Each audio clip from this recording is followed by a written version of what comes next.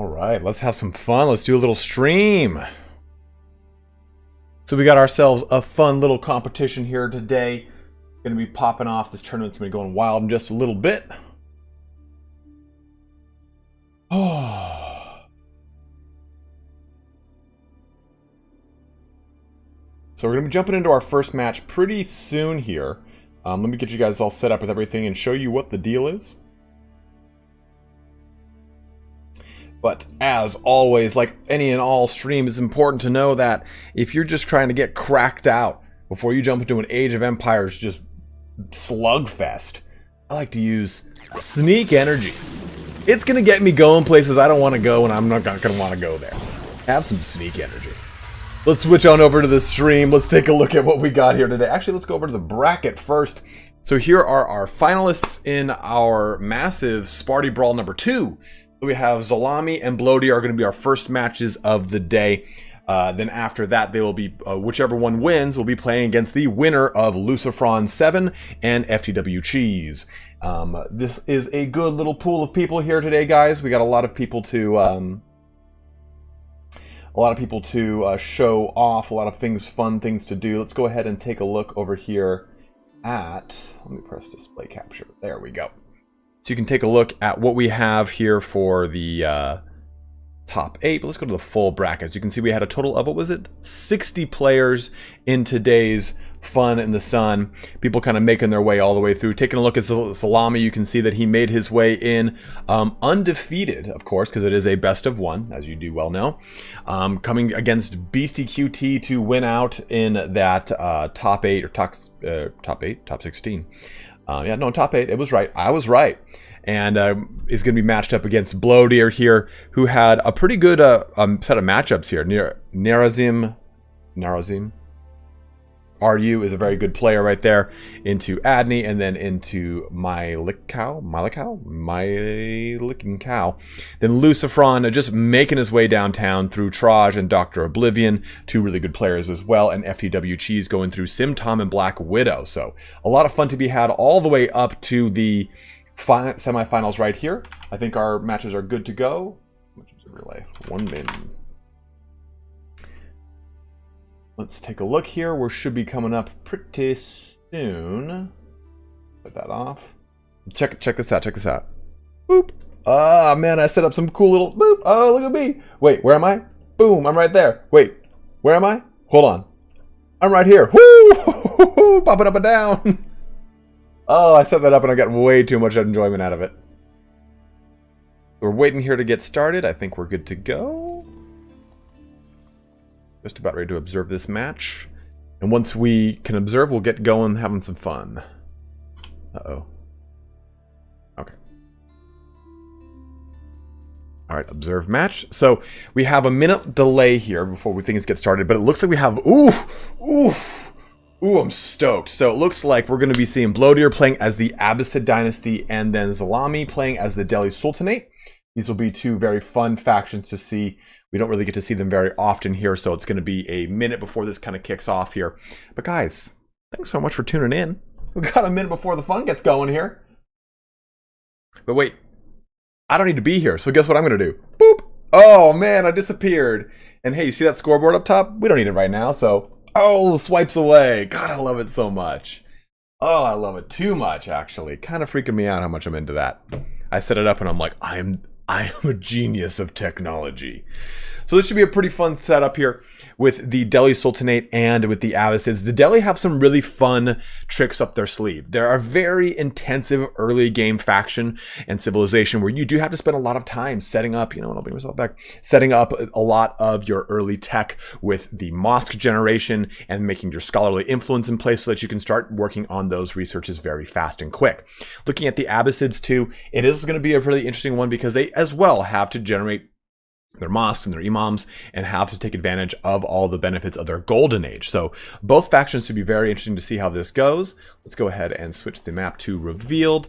And you know what? Let me actually turn this on for you guys because I know you all like to see it. Pinned player information. So you can see the scores on the right side as the game progresses. So this is currently live. Let's have some fun here. VTuber debut. Not anymore today, motherfucker. Noob tournament should probably be next week or so. So this is the Delhi Sultanate. So we can take a look at Zalami, who's playing as the Delhi. And then if I press this button, I can take a look at Blowdeer, who is playing as the Abbasids. So they're going ahead and setting up with the house production and a lumber camp. Very standard setup when it comes to the Abbasids. But when it comes to the Delhi Sultanate, setting up your mosque quickly so you can get access to... is he going for a villager rush?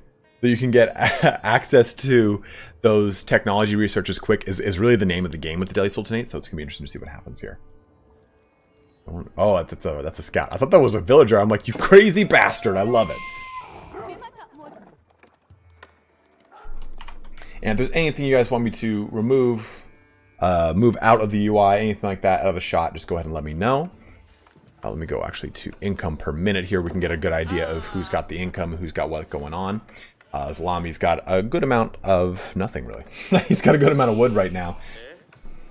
And remember, with the Delhi Sultanate, you can make walls and start capping things very early before the Third Age. And by capping things, I mean the sacred sites. So that's typically a big play, right? You create a barracks, you create some spearmen, and then you go and wall off all those sacred sites as you capture them. So it should be really interesting to see what's going on here. We get a creation of a mining camp over there for Zalami, and we get a dock over here to try and get up some food economy as well. Scout's already trying to do some judo chopping over there. Yeah, so there is a cinema mode like this. I can use Mighty Mass, but I don't like to use it because a lot of people like this information that's displayed. This is the semifinals. So the semifinals are both going to be best of 3. After that, we're going to be seeing the finals, which will also be a best of 3. And this is for a $50 prize pool as well. So we can see here that Blowdeer is getting up his House of Wisdom. The House of Wisdom for the Abbasids is essentially how they're going to be creating their ability to tech through the ages. They make their individual wings in these locations, and this is going to help you pretty much encapsulate all of your landmarks into one location, as well as all the unique technologies here. You know, what's Mighty Mass said that the cinema mode is what makes sense for screenshots. You can only use it in this mode, though. I can only use this if I'm observing, which is very annoying, I must say.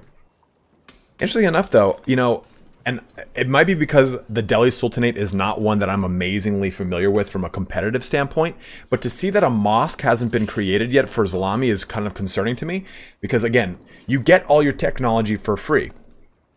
And you can speed up that technology by creating the mosque. The first mosque comes with a scholar for free, so you get a nice little bonus. Basically, anytime the Delhi Sultanate goes to make a technology, if you have no scholarly influence, it's going to be researching at 500% the normal speed. So it takes quite a bit amount of time.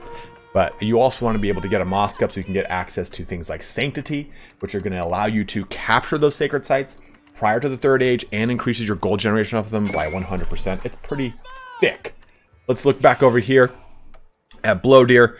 I got this right? Like, I had to make sure by looking at the flags, I'm like, I have it right? Like, he is actually playing the Delhi Sultanate. So Blowdeer looks like he's going to be going into the economic wing, which is typically the very good first choice, right? People pretty much go through this in succession. So you can see economic, into military, into culture, and then the trade wing is really, honestly, in my opinion, just not really that well worth it. The big thing with the economic wing is it gives you access to the fresh foodstuffs, which reduces that villager production cost by 50%. So your standard villager, which goes from 50 food now down to 25, which is quite a nice. So looking back over here at Zalami. Yeah, Fearlock just actually called it out very well there. I totally didn't even think of that. So he used the extra wood given for a mosque to be able to fast dock. So something to take into consideration here. The Delhi Sultanate starts off with 100 extra wood, while the Abbasids start off with 50 extra wood. This allows them to make their houses of wisdom and their mosques and whatnot. So you can see that what Zalami did, he teched immediately into a dock and made his fishing boats, because his fishing boats can shoot things. That's the cool thing about the Delhi Sultanate. They have little arrows on them so they can do some shooting. I can block the graphic in the upper right, Eric, but this is live, so you won't. This is currently happening, so it wouldn't matter what the timer says.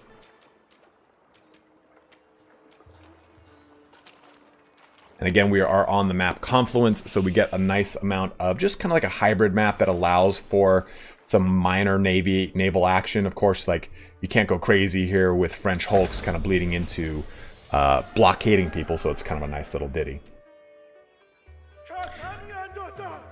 Looking back over here at Blowdeer, you know what I'm going to do right now is take this time to drink some Sneak Energy. Oh, you know what you should do? Head on over to sneakenergy.com. I've got too many buttons I can press. I'm having way too much fun with it.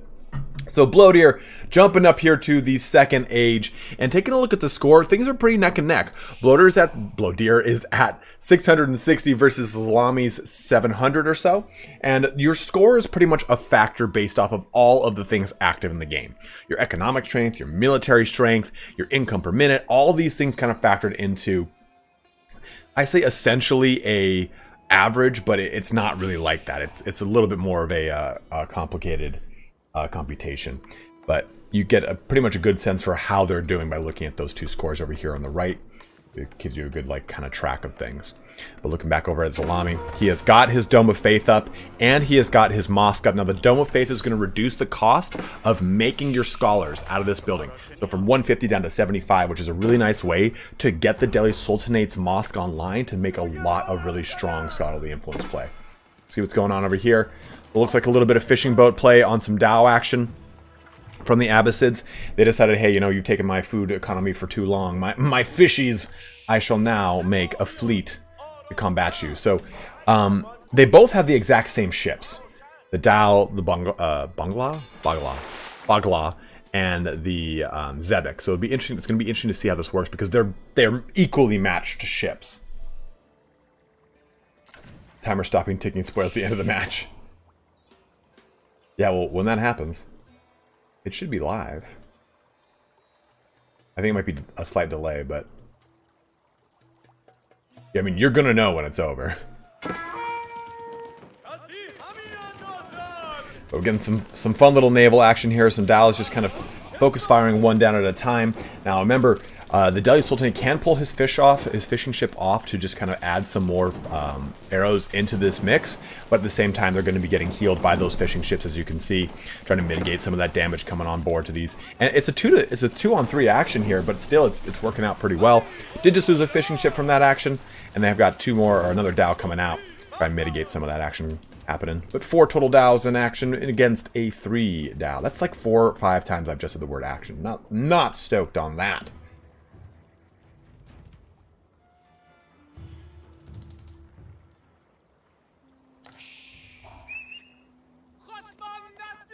Anyone having any kind of military production so far? No, it's just simply Navy. But looking over here too, a heavy gold economy. Now, the cool thing about the Delhi Sultanate is, as long as they can get this online. Oh, where's Sanctity? He just finished it. So Sanctity is going to allow him to now take these sacred sites. And if he takes those sacred sites, they're going to give him 200 gold a minute. So basically, you cement a good amount of gold lead, and then you get a sacred site, and it gives you a lot of really good early gold play. But look at this. The Navy of Blowdeer just punching into Salami here. Zalami, not Salami, which I just accidentally said. And look at this. Arrows running wild.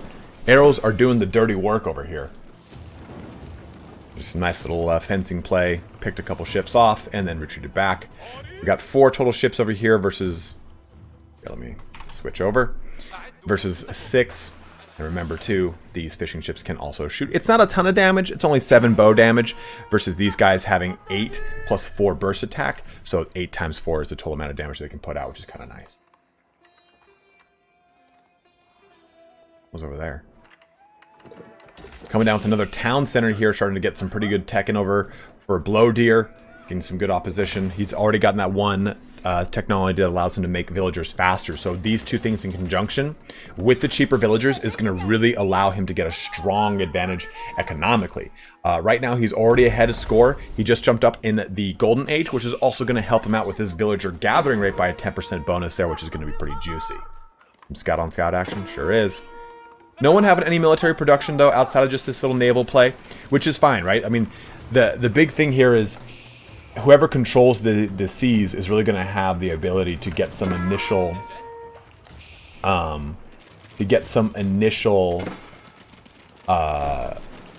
damage into whoever decides to push them, right? They can be able to see, hey, you know, I've got control of the sea, you're coming into this territory, I can at least get some plotting shots off of you for whatever units. But back and forth this Dow play goes. So you can see right here, here's what Bloater can see on the map, and here is what Zalami can see on the map. So Zalami doesn't really have much of a presence of mind of what's going on with Bloater's territory. Bloater, on the other hand, just kind of ran through and saw everything for the most part before getting out of that action. So that's just kind of, it gives you an idea of what both players know of each other's territory and what's going on. So what do we got going down? We got a mosque going down here, double mosque, so it's going to help increase that production. You have to get to a total of 9 scholars to get to a flat, even 100% research rate. So getting to that point quickly is nice, but at the same time, it's free. So you can just have them generating all as fast as possible. So is Bloater going to make a play here for the third age anytime soon? Didn't know if that was happening. Looks like it's not. But he's got a fleet, though. He's got a fleet of Dow. Market coming down here as well. Now, both factions do have strong market economies.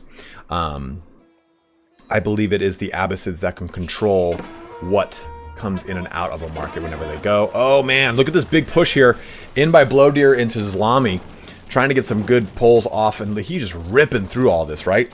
The Zalami's navy is just getting dowed down by the Dow. The Dow Jones is down over here in Zalami land. Now, because these guys are simply just equally matched, it's just going to be a game of numbers and healing, right?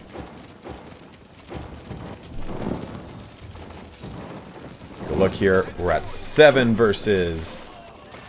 oh, only 4 left. Now again, the fishing ships can do damage, but not a whole ton. They're within range of the docks. They are healing up a little bit as well. A new age has occurred, has dawned, and Zalami has progressed into the third age. That's probably going to give us some little bit of a timing rush here.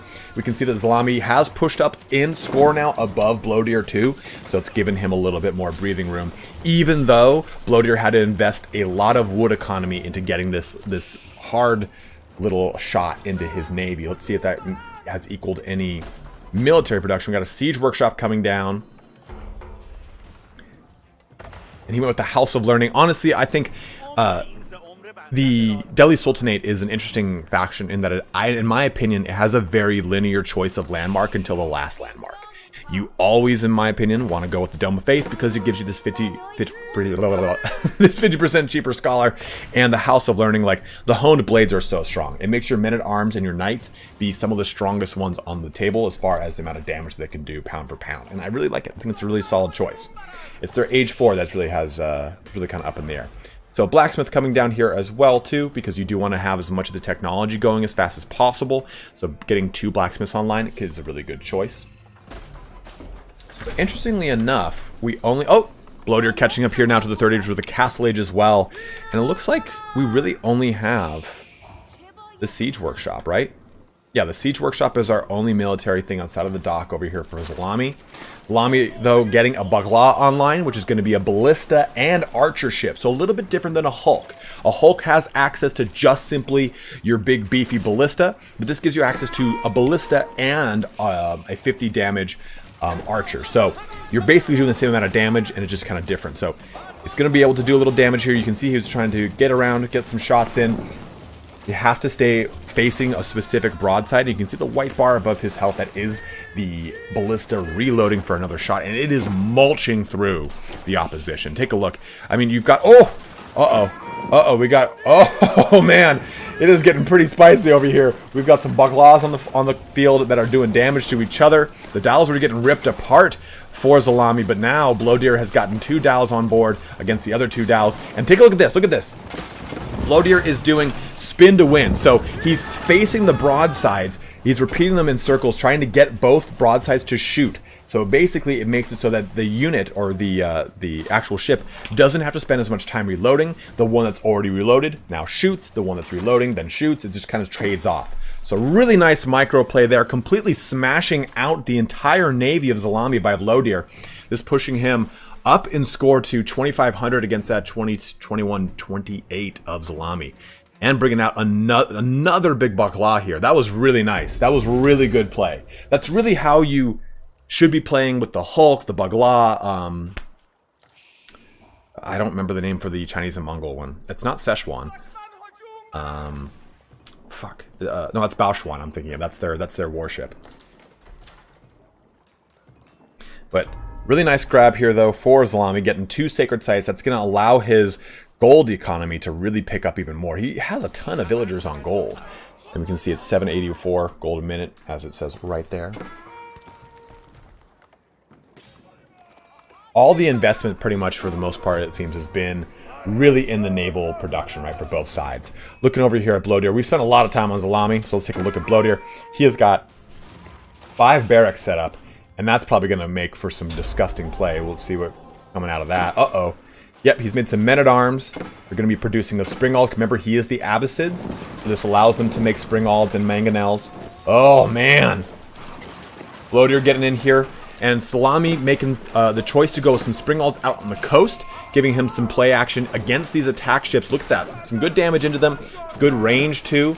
I do not think that they can even reach him. Let's take a look. Yeah, they can't reach those Springalds, so it's going to be able to outrange them. And they'll just be able to chip away at them slowly over time.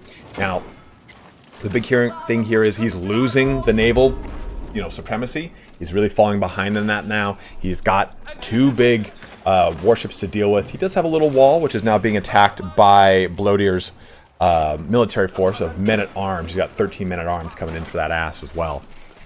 Well, interesting little turn of events. You can see a second military economy popping up, giving him some barracks action. And here, check this out. So you have the ability to place your scholar in a building for the Delhi Sultanate, increasing the production time by 100%. So it's going to bring it down a lot. It's definitely Sriracha. Yeah, guys, do make sure if you're enjoying the stream, do toss a like. It does help me out a ton. Oh, look at this, man. Blowdeer just going for the hold on the bridge and blockading it, preventing him from being able to get a trade economy online through the trading post over here on the right. But there isn't... I think there's 2 trading posts in there. No, there's just the one over here. If I switch back over here, it'll tell me. Yeah, so just that one. So Blowdeer now has a pretty commanding lead from a score standpoint, right? Look at this. He's got a ravening horde of men-at-arms coming in for Zalami, going really hard here. He's got Springalds up. He's got a battering ram up. I think Zalami's in a really bad position here. He doesn't have enough military to really combat this right now, and I think that's going to be the problem. He's got 5 men-at-arms, a mess of Springalds. And as you can see, Springalds don't just simply do damage to siege weapons. They can still do damage to men-at-arms. And it was able to kind of push that push or that rush back a little bit by destroying the battering ram. But now there's a lot of Springalds on both sides here. But look at that. The score kind of trying to level out. Still about a 500-point gap, 600-point gap. That is widening day by day. Yeah, we got a really nice economy over here for Blowdeer. He's in that second golden age. He went with the culture wing and the econ wing and not the military wing. Springald action, just shooting back and forth, just trading some shots into one another. Here come the men-at-arms, looking to just torch these bad boys. Now there is going to be some responding men-at-arms play from Zalami. Blowdeer getting really hard up and in that ass. He's breached over through the gates. We got another outpost coming down. Oh! Oh! Stupid, look at that, man. Just torching them.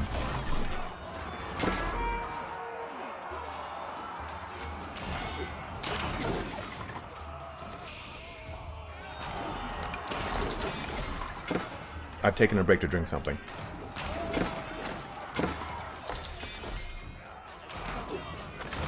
But the big thing here is going to be getting this really strong military production. I'm sure Zalami is going to start making some back-end military plays to try and counter this big military rush. You can see Blowdeer has a very strong wood and food economy going on. But the big thing is that Zalami has 2 sacred sites, and with Sanctity, that's going to net him 400 gold just by simply owning those sites. So it's going to give him a really strong long-term gold play. As Turin just said in the chat, if this game goes long, Zalami will do real well on gold once the Abbasids mine out. So a really strong play there. I think at this point, though, you know, you just kind of abandon this, right? You just pull these guys out, pull these scholars out, but a little too swarmed at this point. Tigertide held down here. We got one Springald. We got another scholar coming out. Any other... Let's take a look at any other military infrastructure that there is. Just those two barracks up there, really. Yeah, look at that, the Ravening Horde. So, I think... Now, so we're in the Third Age still, obviously. And I think that if you look on the map, just taking a look over here at the sprawling horde of Blowdeer's 9 barracks, his ability now to produce tons and tons and tons of men-at-arms is going to be very strong. He's got that waypoint set up. He's got another battering ram in, trying to just do some damage or setting up some Springalds. Remember, Abbasids can make both Springalds and Mangonels, depending upon which point that they are. Oh man, he's even got more men-at-arms. He's got so many men-at-arms. Oh.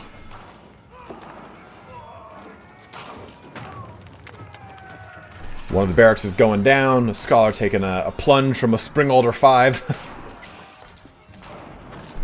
Yeah, guys in chat, make sure you wish Turin a happy birthday. It's his birthday. It's not really his birthday, but wish it anyway.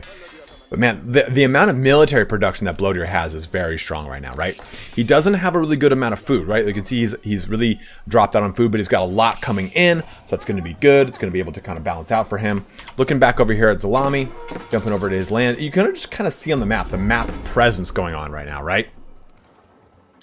Blowdeer, I think, has he destroyed majority of his warships? No, he just kind of has them all over the place. So they're going to be making a keep over here. Now, take a look at where the placement of this keep is for the Delhi Sultanate. The Delhi Sultanate has the ability to turn their keeps into town centers. So while this is also an aggressive expansion location, he's also using it to act as a town center, as a drop-off point for all of these villagers, who can then just double in and garrison this keep and have it shoot out of it. So very, very cool move right there. The little outward expansion completely destroyed now by Blowdeer. He's up 5,100 points to Salami's 3,400. This game is not over yet. There's still plenty to be done. So keep getting up just in time here. Looking at forward siege workshop, we got some play of some lancers coming in here too. Now, remember, these guys do a ton of damage. 30 damage with their Khaleej, which is just great compared to the... Oh, they got the torches out, so I can't compare the men-at-arms right now. I think it's 14 damage. Yeah, 14 damage of a base men-at-arms over here. All these villagers, though, are just caught in the men-at-arms wake. They're ready to get butchered. They're going right for the Springalds, though, trying to get those torches on and shut down that siege play. Because remember, those Springalds are just so strong. As soon as you get those buffs into them, they can be doing a chunk of damage. Look at this thing, man. It's got all these villagers in it. It is just shooting all over the place. Knights coming in here trying to stop the men-at-arms. Springalds turning back on them and shooting into them. But you got more Springalds coming to just blow stuff up on the bridge. The battle for the bridge has begun.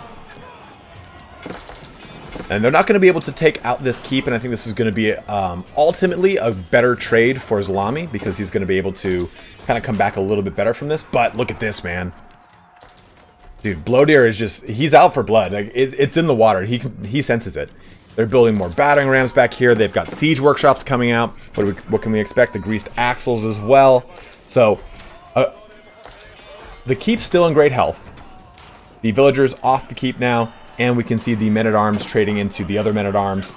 Like I was saying too, take a look at these. 18 damage for the Delhi Sultanate versus the 14 base damage.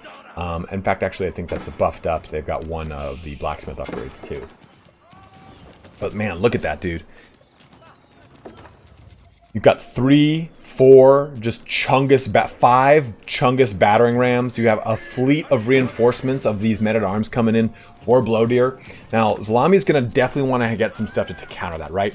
Mangonel play, anything that can just destroy massed infantry. But you got the trebuchets already kicking in.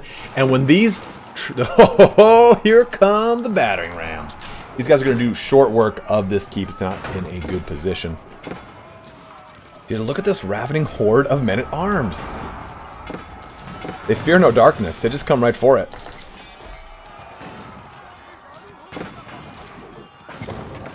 Yeah, both taking a look over here at Blowdeer. You can see his current resources versus Big Zlami's. And I think that this is going to be a pretty powerful setback here. Losing this keep is never going to be fun. Springald still just kind of taking potting shots, taking out these battering rams, which is good. But look at the men-at-arms just butchering through all the villagers over here as well.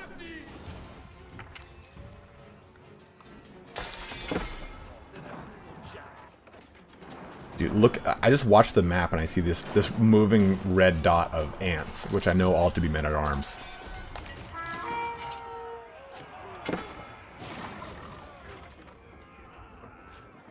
So even though Zlami's back is against the wall, I think he's doing a really good job of pushing back against those battering rams, knocking those out, trying to take little victories here and there. But I just think that taking a look at how much Blodear's economy is just taking off because of the just pure map control. He just has almost every resource completely locked down. I think he's making another expansion over here as well. It's a really strong amount of economy to fight against.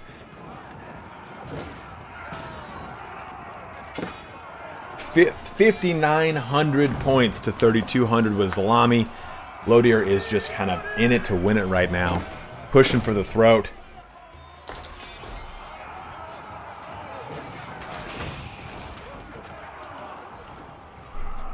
Getting those battering rams on, just trying to just destroy as much as they can as possible. They do have some relics too, which is always great to see. But as the sacred sites are going to start falling soon, and that economy just started to push, you can see everything just turning green for Blodear. And he's up in the full-on cookie jar over here now too. I think that, you know, and the scores are just plummeting too, right? They're taking a look at 6,200 now, 2,600. I think the beginning play of making the dock was strong, but it didn't end up panning out for Zlami. I think that was the biggest thing. He wasn't able to get his mosque online fast enough, in my opinion, to get a lot of the boons of the technology in the earliest portions of the game. And I think that the dock play worked out really well to begin with, but he couldn't push the advantage hard enough with it. And Blodear did a good job of keeping his economy online while pushing back Zlami's early Navy play. And then it just allowed him to kind of, not necessarily snowball, because there was a point, remember, where he had so much invested in that Navy that it ended up actually kind of hurting him. But there we go. We have our first win of the day. Blodear pulling a win off of Zlami. And that is going to be the first match here. This is a best of 3. Taking a look over here at the timeline. Now, if I look at timeline and we can go to, say, let's just go total resources. No, let's go. We'll go score. You can kind of just see there's a nice good linear progression. There's around that dip here where Blodear did get pretty punished around the beginning of that third age, right when Zlami got his warships out before him, and was able to kind of do some punching power into it, but then he just took off, man. That's around when he got his warships out and won, and he had just really kind of strapped a lot of early initial what's Sparty? Oh, sorry, I thought this was something else. He had scrapped a lot of early initial wood play with that naval destruction. But a GG to all involved. A nice one down. Next one coming up. Let's go ahead and take a look at that bracket. In the meantime, is this the button for bracket? Hey, it is. So again, Zlami and Blodear fighting to progress into the finals. Blodear is up 1-0 against Zlami. If he pulls another win, he'll be progressing into the finals. But after that, it's going to be Lucifron 7 and FTW Cheese.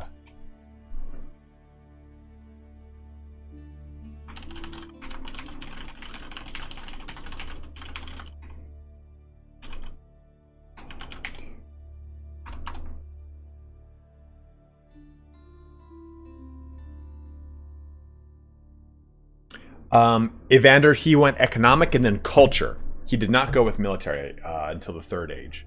Or, no, he didn't go with military, period. They didn't even make it to the fourth age.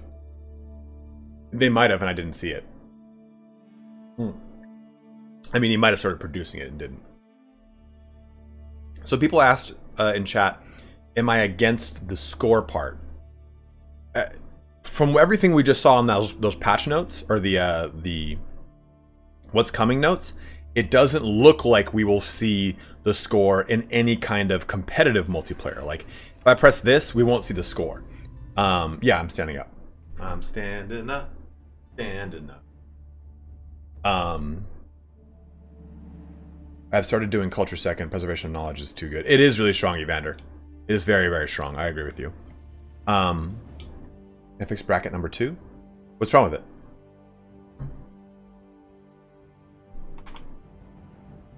What did I do wrong? I am very concerned.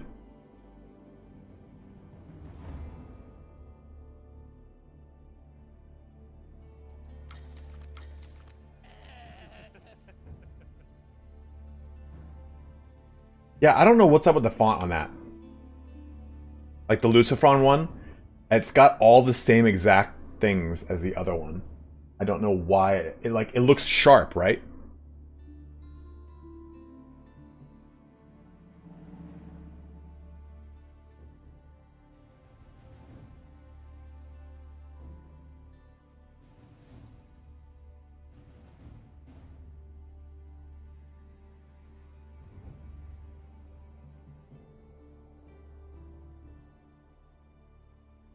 No, Piotr, I agree.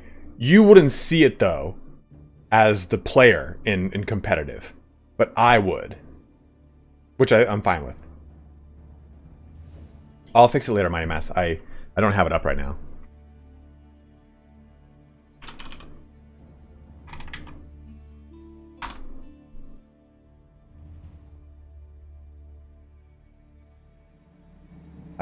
I'm still kind of lost at what you're talking about, too.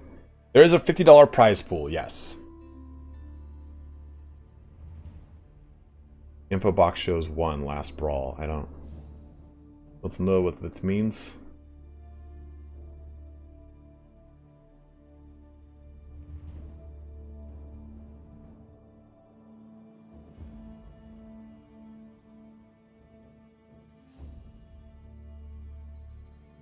Oh no! In that what's coming blog, it says it's there for skirmish and custom, but that's it.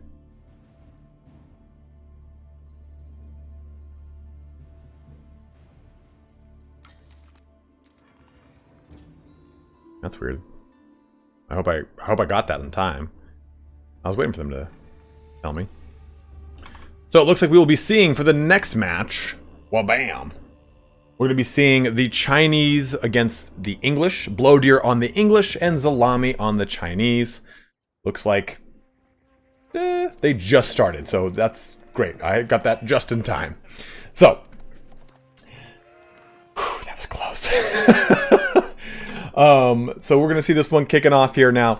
Again, we're going to see, who am I on? I'm on Zalami, playing as the Chinese with Blow Deer as the English. I expect a lot of things to kind of go as you would expect, right? Your beard is pixelating. God damn it. Where's my webcam? Why is it even there? The scoreboard, leave! In fact, I'll actually move the scoreboard. Would you guys like the scoreboard to constantly be on, but right below where it says current resources? Let me know in the chat. Would be cool to see the Rus win something. Don't the Rus win everything? Did we miss the first game? Nope, you did not. You saw the first game. This is the second game. Again, this is a best of 3 here. So Blow Deer just won the first one, as you can see from the scoreboard. What we can now see is the Chinese versus the English. So with Blow Deer playing the English, I think we can expect what we always expect with the English, right? A really heavy longbowman rush. But just at the same time, I think we could just as easily see some very early men-at-arms play. Not to be confused, though, because when you're talking about the Chinese, they do have some interesting men-at-arms. They are very fast, and they have a pretty strong little Nungao, but at the same time, I know, right? I wish I could just turn this off. It pisses me off. They did say, though, in the What's Coming blog that this... Just Link, thank you very much, man. Welcome to the channel as a member, my brother. This is going to be coming and appearing down here, and I don't know if it'll be in line with this or underneath or where, but I'm stoked to see this not... You know what? That's how... Here's what pisses me off. Even if I switch to Blow Deer, who is playing as the English, the Tang Dynasty thing stays. I hate that. I hate it. So, taking a look too at Bloateer's early econ, as to be expected. He's already on sheep. He's got his mining camp up. That's the play. That's the name of the game. Really, when it comes to the English, you just need to get 200 gold and you can swap off of mining for a little bit. You want to be jumping over to wood because all the early English units are food and wood based. That's the big thing, right? You make that council hall, you're going to be producing your longbowmen in 7 seconds flat, and they're going to be coming out with just costing you wood and food. There it is. Boom, he's already set up. You heard the little noise. Council hall's coming down. 4 workers on this bad boy. Let's look over here over at the Tang dynasties. Now, I do expect the Chinese to take a little bit of time to tech up into the second age, but that's okay. They can actually do that very quickly and cover the amount of time that they've spent in the previous age by the fact that all their villagers produce out of the hall faster and build faster. So that is a very nice benefit. It allows you to a little bit of play because you're going to want these guys, your Imperial Official. You can see that they are right now, where is it? Supervising, so it's going to make it so that things produce 200% faster or research drop off, buildings receive 20% more resources. You can use this to shore up any time you might be short on certain resources, or in the early portions of the game, like in the first age, you can get a good jump and boost on your income per minute of certain resources, which is really nice. Frederick Bloateer's playing a Tang English strat. Very interesting from him. Oh, you don't ever see that typically nowadays. The older players don't really jump at that. But you know what? We'll just see how it plays out, Bob. Going back over here, the council hall's being made. And that's going to make for some... Did he switch off? No, still 4 people. That's going to get us some early longbowman play, of course. This map is the French Pass. Correct, Peter. Just to kind of give you guys an idea what maps you have coming. The first one was Confluence. The second one, this one right now, is French Pass. And then the tiebreaker map is Dry Arabia. So Bloateer into the second age here. Now, again, like I said, there are no... what's this? Islami is not in the second age, but he can catch up very quickly. There it is. Boom. He's going to go with the Barbican of the Sun. A very strong defensive structure. Gives him a really good little ability to deter any initial longbowman play, which is a nice little approach here. I think that's a really good one. This allows him, like I said, to just shut down those longbowmen because they're not going to be doing any damage to this big boy in the second age. Coming back over at Bloateer. No actual... what are these guys called? Longbowmen out just yet, but I expect to start seeing some quite soon.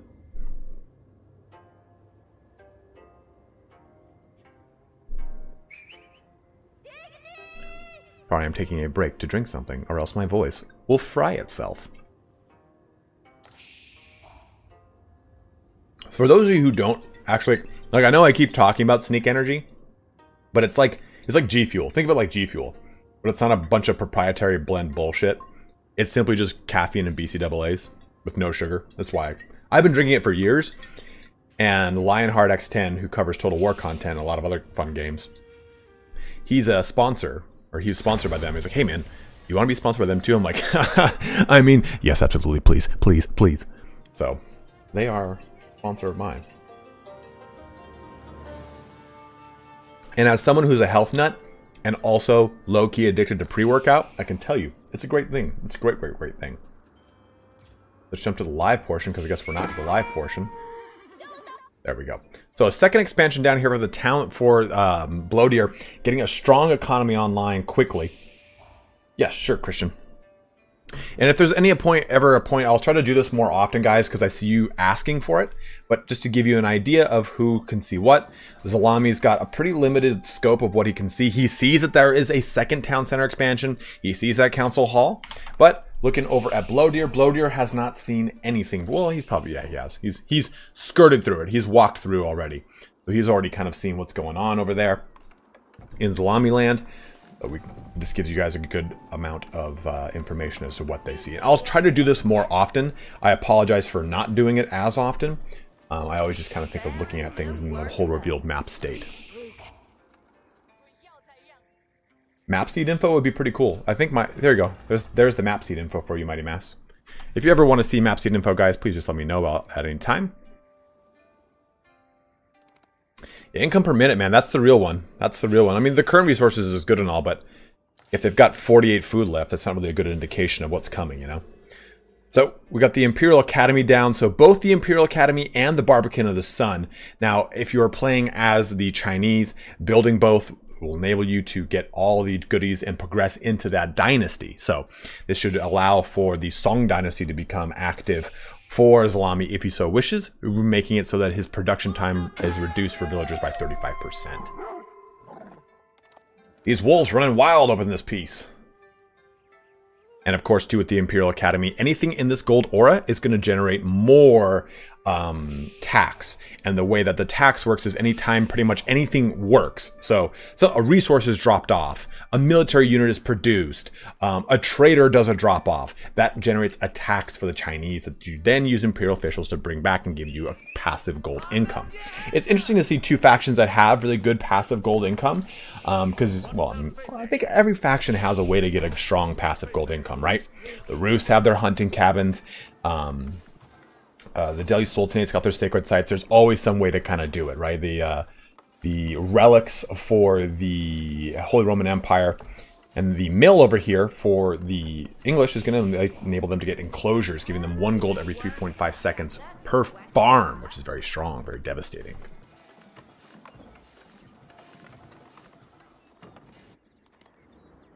I apologize if there's any points where I go quiet for a little bit. There was a time in the last stream where my voice just was completely hoarse and I couldn't talk for a whole day. So I'm trying to be wise about it this time around. Getting a good farm economy set up here as the English is also pretty crucial. What's pretty cool too is, probably not going to see, what the? I have 2 cats. I don't have the cats, my roommate does. And sometimes I sneak into my room and scare the shit out of me. But as you can see here, Spirit of the Law did an amazing video on this, and please go check him out if you haven't and you're getting into the game. He's got tons of awesome informational videos. But the farm is divided into these little, like, not quadrants, but little sectors. And the farm for every faction except for the, I think Chinese and Mongols, is wheat. But for the Chinese, it's rice, and it is smaller quadrants, so they actually have more amount of food per farm. It's pretty interesting. I really, really like it. Coming down with the astronomical clock tower, this is going to be able to produce any kind of artillery piece with a 20% health bonus on it, I believe, right? Yeah, a 50% health bonus, 50% health bonus. So you'll be able to have springalds come out that have a little bit more health and can trade into other springalds by just the virtue of having more health, which is quite nice.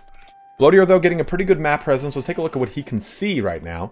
He's just kind of making a quick little run through the territory, see what's going on here for Zalami. His income per minute is pretty strong when it comes to wood versus Zalami's, which has got a lot of food. Look at that food income taken off here.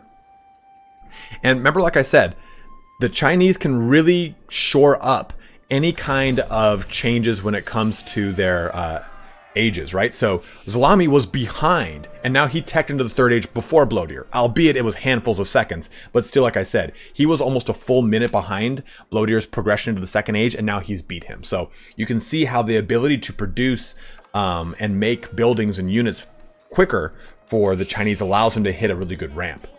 But looking at the King's Palace was produced here, which basically acts as your town center. It's a very nice little expansion building, and I think it's also discounted. Oh no, I'm thinking of it. I'm thinking of the HRE 4th Age building. My bad. I'm sorry, guys. If the Chinese players build farms, I'm pretty sure his food income will. I hate you, Christian, for using a pun on me. But looking over here at what Bloatier can take a look at, he's got some units sitting over here, just some scouts, just kind of scooting to boot. Down over here as well, picking up any and all food income he can, bringing it back to his people back at the mill.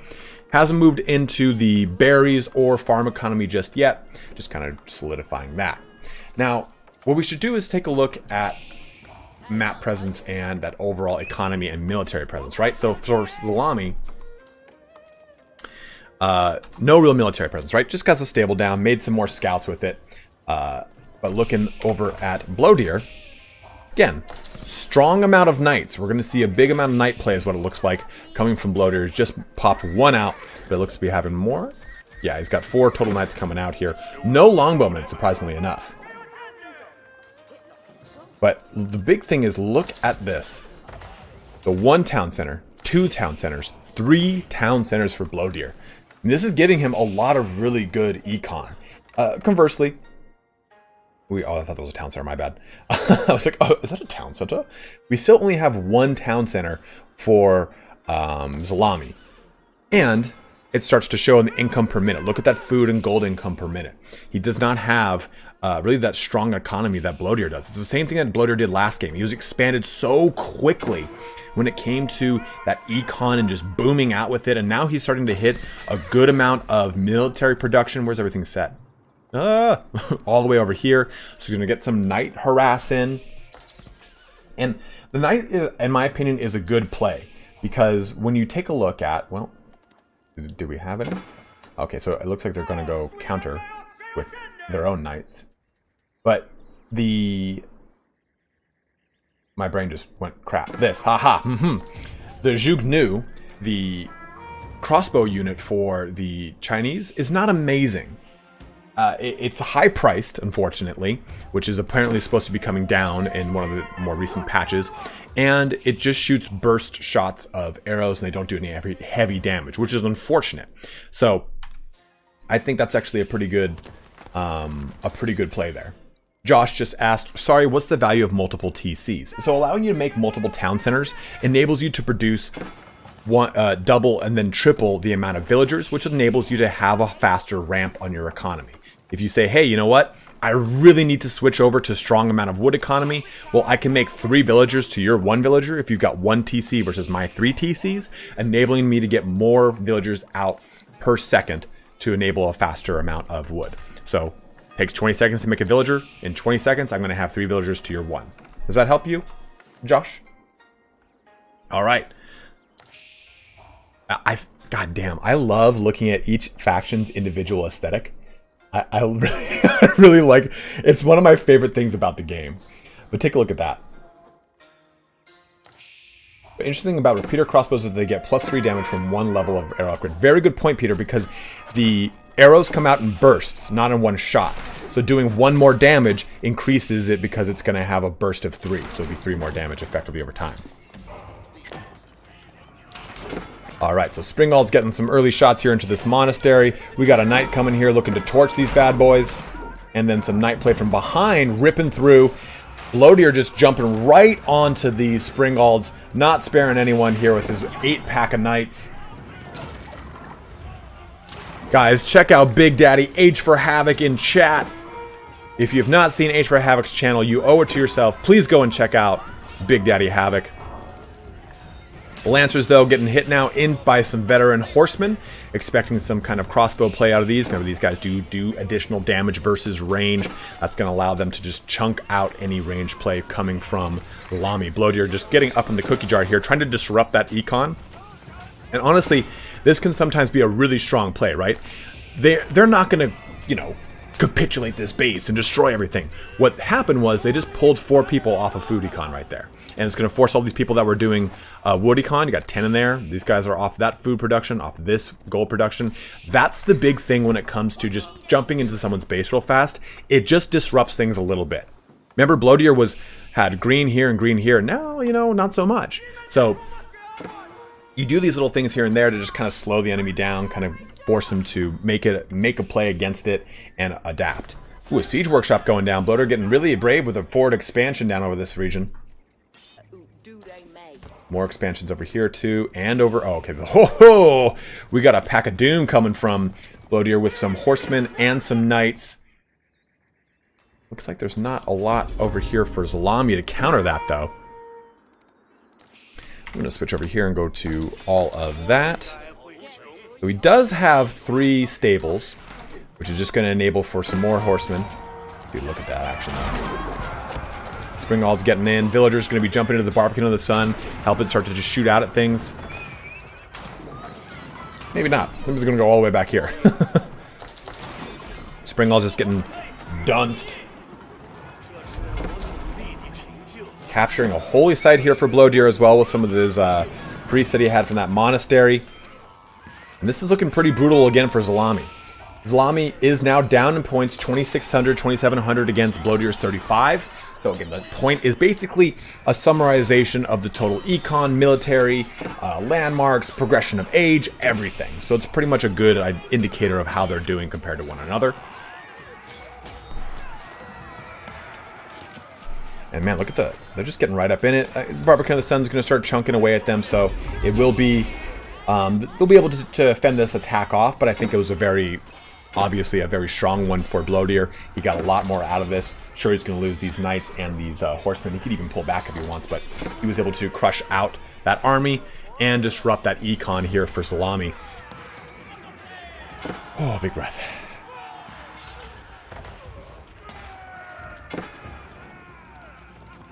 Knights coming over here now to do more damage into them. Some base knights with Guandao. Guandao didn't realize it was 24 damage.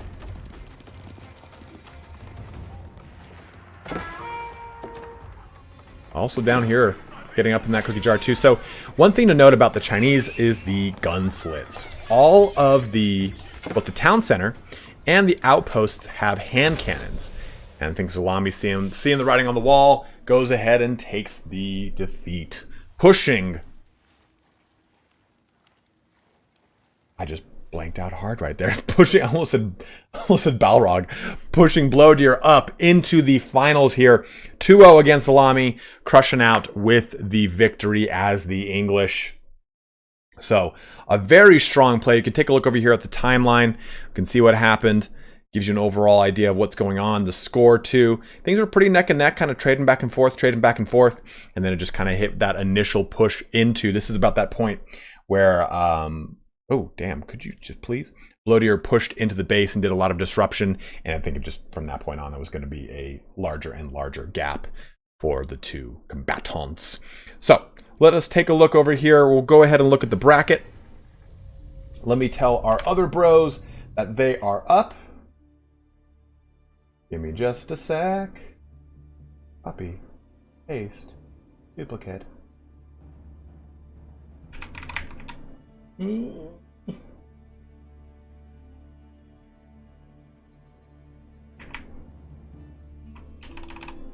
Position. There we go. So Bloateer now moves into the finals.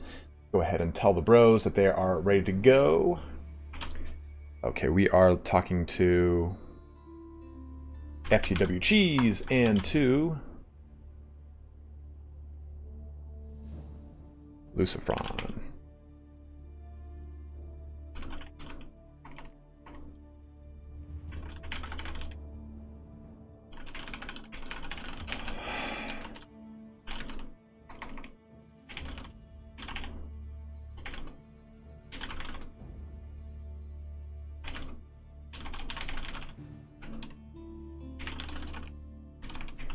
Yes, it is a best of 3, Saqib, and it is going to be a best of 3 for all of this. So right now, we're jumping to the second series of the semifinals. It's going to be Lucifron versus FTW Cheese. Lucifron just won Turin's tournament yesterday, I believe. If you're there, Turin, confirm that for me, please. But it's always open for replays.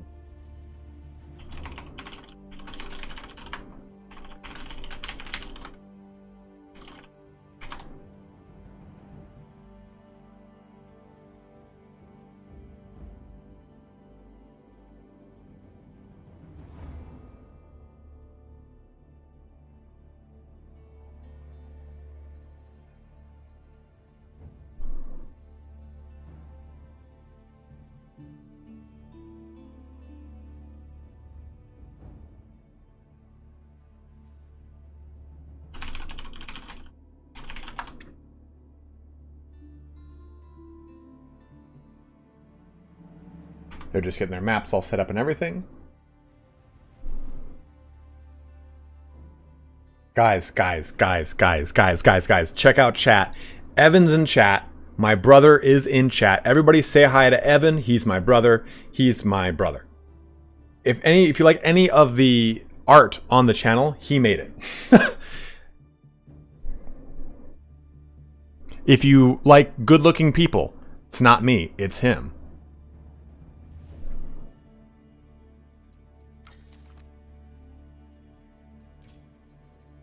Hi, Brother Evan. Brother Evan. Battle Brother Evan.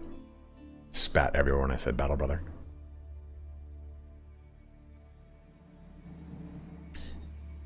That background? No, he didn't make this one. The whole screen one. But he made the one that's got like the knight helmet and everything. That's all him. Or the Spartan helmet. That's all him.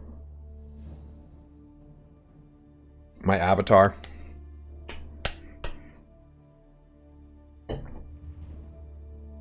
They're just setting up the match and everything. We'll be jumping into that one in just a little bit here.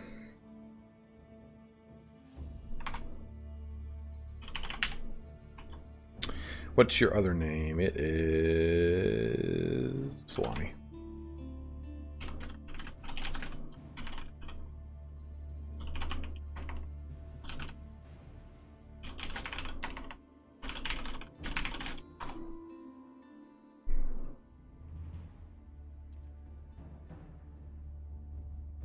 Guys, look at Turn. He's in a game right now. Can we observe? He's probably losing.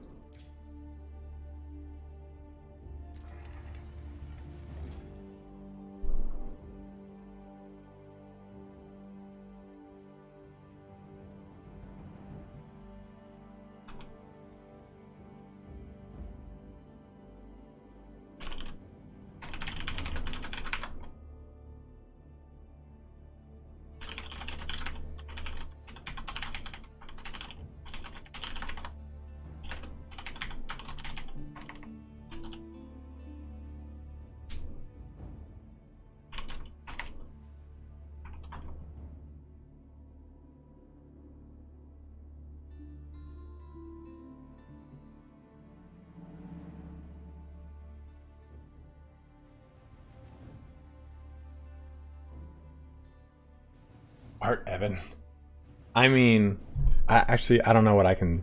Evan, I don't know what I can talk about of the stuff you've told me, so never mind. I would assume I'm under some sort of hidden NDA.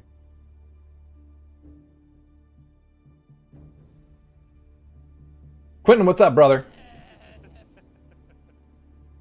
Look at that. What a little crab guy, man. A little crabby dude. I was going to flex some of your cool stuff right there. Projects you've worked on that you recently did that came out already.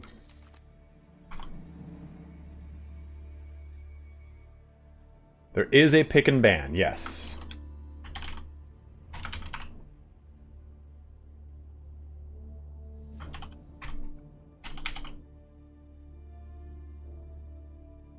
They're just getting the game all set up, like I said. I'm just waiting for that to happen.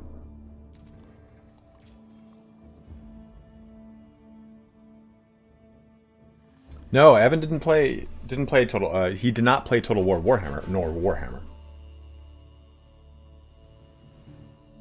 Yeah, there you go. Evan worked on the Call of Duty Vanguard reveal, like trailer and everything.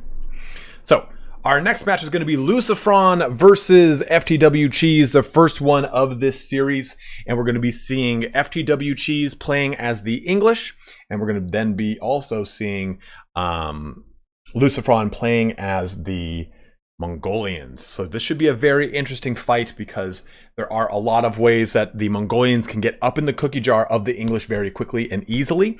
You have that Dark Age horseman rush that they can do, so it should be very interesting to see how this goes. And take a look at this. If you've never really seen how the Mongolians play out, you immediately want to get your town center down and then get an UVU built that allows you to get some early placement of any kind of double resources, double production, anything like that. But you use, rather than putting everyone onto food immediately, you actually put them onto wood so that you actually don't have downtime on things. Because if your town center is being built, it takes some time, so you might as well have your guys harvest something in the meantime.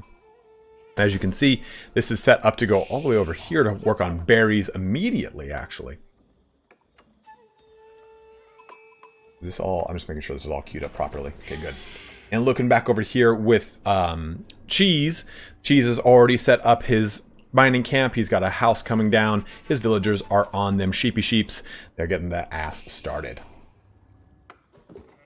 So the UVU should be being built down here, which is going to give that... Oh, going with a dock immediately. Okay. And then going with that for your food source. I like that play. Because it's worth noting here that the English do get access to hulks, but they get them in the 3rd age versus the French getting them in the 2nd age. And on top of it, they do get access to carracks, which are really amazing ships. You've got 3 types of top tier warship, right? You've got the carrack, you've got the Xebec, and then the Baochuan in a kind of ramp upward.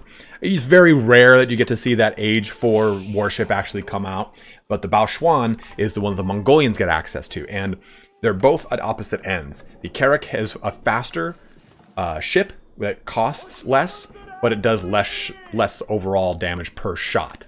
And the Baochuan has more armor, more health, costs more, and does more damage per shot.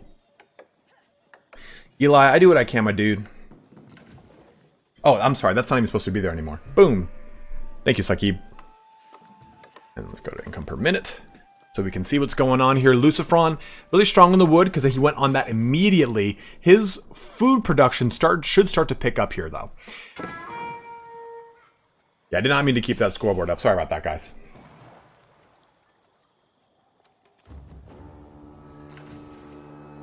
For some reason I thought it was a second town there, but we got a council hall coming out here quick for Cheese. This is going to give him access to those longbowmen. Now, the big thing, too, with the longbowmen, of course, they are going to be great. Coming out in 7 seconds, do a ton of damage, all that fun action. But the Mongolians get access to stables in that 1st stage, right? Look at this little guy. They can get these stables out if they want. And horsemen are a hard counter to longbowmen. So if he did do an age 1 rush, it would help him even into the 2nd age against the English. But that's clearly not what's going on right here. Just wanted to make that point. We got a guard coming down right next to the gold vein. And of course, if you are playing as the Mongolians, you've got this aura around the Uvu, which will enable you to give special technologies. I whistled when I said special there. Well, now you enable you to do special technologies like these over here. And a lot of them are basically the base technology with a little bit of an added bonus. So increases villagers' gathering rate for wood by 20% versus the base is just 15%. And you can see here that if double broadaxe has already been researched, increase it by 5% instead. So it would shore up the two. I'm doing well, Hugh. How are you doing, brother?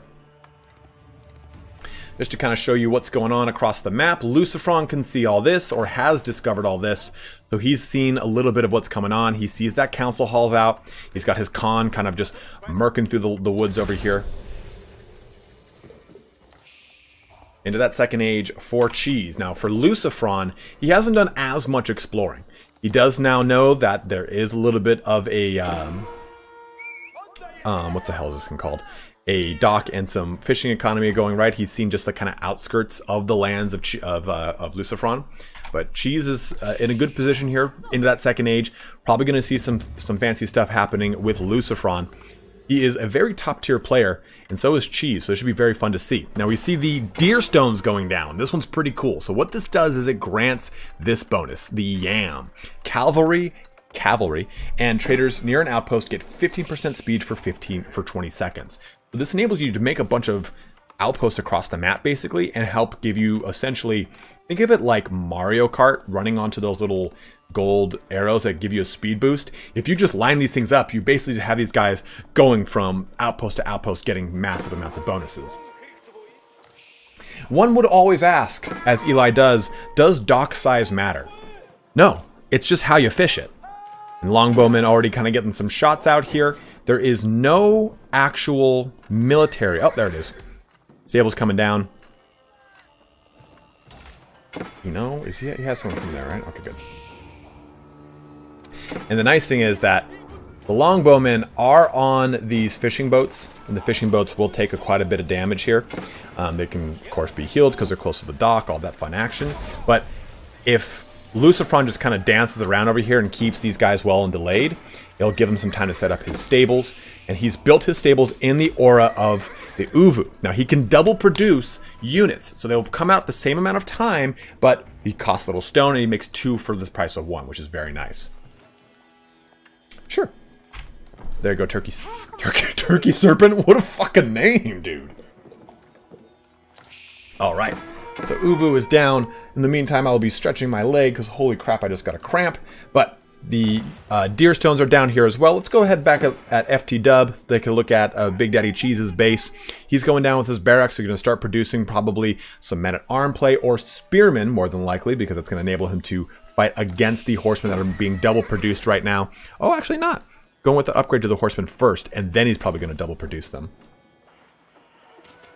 Longbowmen, a nice little pocket of them, a good 7 amount. Now remember, longbowmen can, for a very inexpensive 75 gold, or a 75, yeah, no, gold, that's not wood, and 25 food, can set up camp, help them regenerate some health. Getting any ability to heal a unit, especially your unique unit, in this first, second age is really strong, right? Because in the third age, you would get the the monastery, which enables you to heal, but being able to kind of keep your units alive in that second age is very nice. That's why the French Knights are so strong, because they have the ability to heal as well. So that kind of passive healing is super strong, and it gives you a nice little stay ability.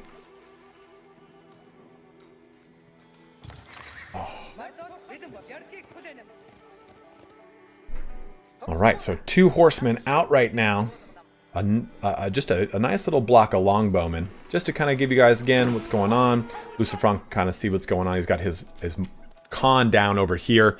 Some spearmen coming out from Cheese as well, and Cheese has got this kind of sight on the map, right? He's got the scout over here. He knows what's coming. It's why he's made spearmen, and he's trying to counter that early horseman play that's heading his way. Starting to get a little bit of a farm economy set up with those berries as well. Got a lot of fun going on. Reveal that map. Love this one too. Mongolians have the... Oh, that's weird. That's weird. That's really weird. Funky. Have the piracy. Gain 50 wood and 50 gold when sinking an enemy ship, which can be really cool on certain maps. And, I mean, Cheese is just completely foregoing building a dock. He's like, you know what? I'm not even going to bother with it. I'm not even going to touch the farming economy. Got 6 horsemen out over here.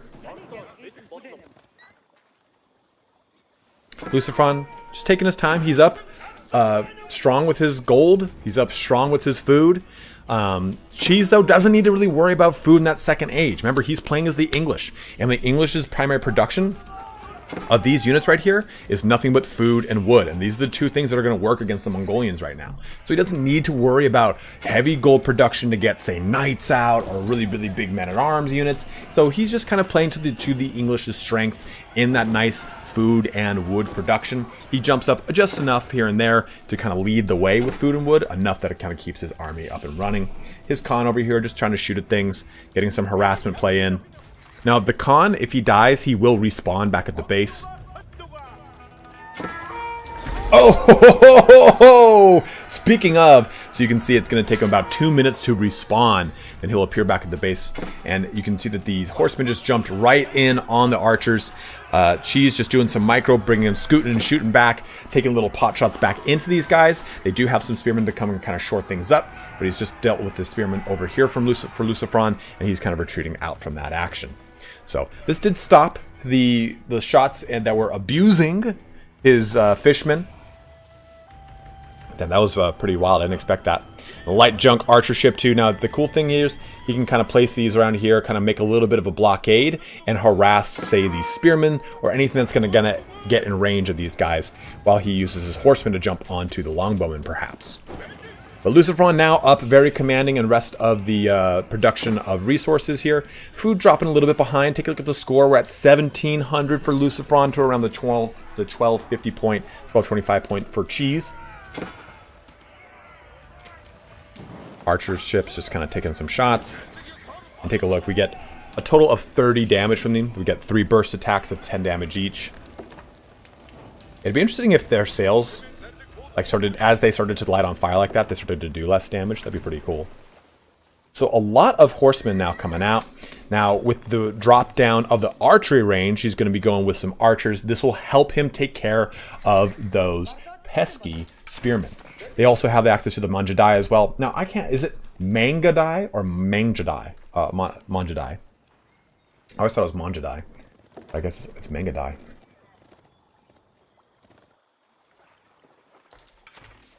Where'd those longbowmen go? Ah, longbowmen are back up here.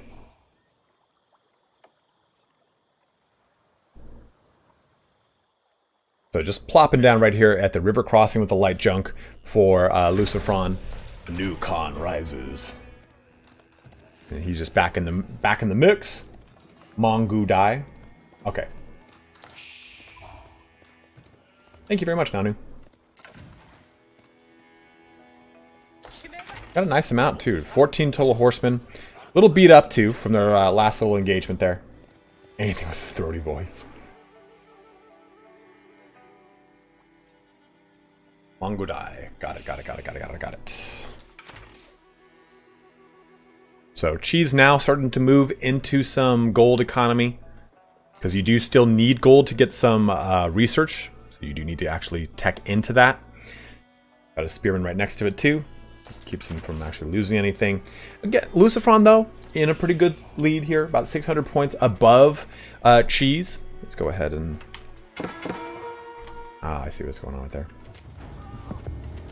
Outpost being built over here. Now the outpost does get the benefit of network of castles. That's going to be a pretty big benefit of just putting these longbowmen next to it. So network of castles, the way this works is of course giving you an attack speed bonus of 25% as long as there's an enemy within range. So this is going to allow you to really do some serious devastating damage with all these longbowmen, which are just plucking apart these archers, man. Take a look at that. Or I'm sorry, the light junk.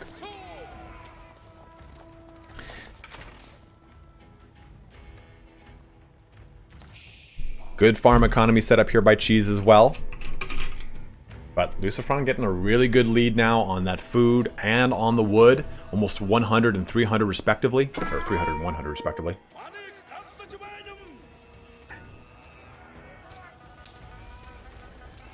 They've got a really nice control of this. It's a nice control of this crossing is what I mean. I'm getting ready to pop into that third age here as well. Pop down the step redoubt. Now this will act as a gur for them, and then he can pack the gur up, because you're playing as the Mongolians, and move that to wherever he wants. So this gives him a nice little ability to just kind of adapt and move around as needed. But this also can pack and move up too, which is pretty cool. So getting the back here, you've got the horsemen just jumping on, trying to do some little harass, kill things here and there. I think you probably grabbed the weakest one and did it. Now pushing in down over this portion, because these spearmen that were positioned right here kind of moved up, getting those archers to shoot into those spearmen as well. He does have a huge pack of longbowmen just plucking into Lucifron's horsemen. That's okay. He wants to get up in that cookie jar, and he is going to do it. We're getting some supporting fire too by that town center. He just has to watch out for that. The town center is giving him the bonus. You can see the gold aura on those longbowmen. They have an increased attack speed. That trade was a little bit better here for Cheese than it was for Lucifron for sure. There was a little bit of disruption on the gold econ, but not much. But still, I mean, take a look at Lucifron, man. Look at his economy. The big thing, I don't think we actually see it yet. Archery ranges coming down, a lot of archery ranges. We're probably going to see a lot of Mongodai, as I hope I said it right. Double blacksmith over here as well. So blacksmith, he's already got he's building the ranged armor upgrades, and that's really what you want to do. You want to adapt your upgrades to what your opponent's doing. I mean, it's not going to make any sense for me to take a bunch of melee armor buffs, these ones, the increased melee armor, if I'm playing against someone who's just using a ton of longbows. So you can see that Lucifron went heavy into the ranged armor buffs. He's taking these bonuses so that all of his horsemen at least now get 2 damage or 2 armor versus range, which is nice. Archers, though, not going to be able to trade very effectively into all those longbowmen. He's got to get out of there. Then the white tower coming down here for Cheese. Even though Lucifron's been into the second age now for about a minute, maybe 45 seconds or so. The white tower is a very nice keep here. Acts as a keep with all the behaviors, technology, and bonuses. Not as strong, of course, as the Berkshire Palace, but it's a nice little defensive structure here to place on this crossing, which for the majority of the game, Lucifron has had held down. So a nice little way to just open that up, give him a little bit more breathing room and a harder defensive point here on that castle, or I'm sorry, on that that crossing. Just some shots here. It's going right into the farm itself, not the worker. But one ship going down. Wonder if we'll see any more of that play, any more big ship play. I'd love to see Carrix and Zebix in this fight, but I doubt that will happen. Sweaty thighs. Hi. Oh my god. Jesus.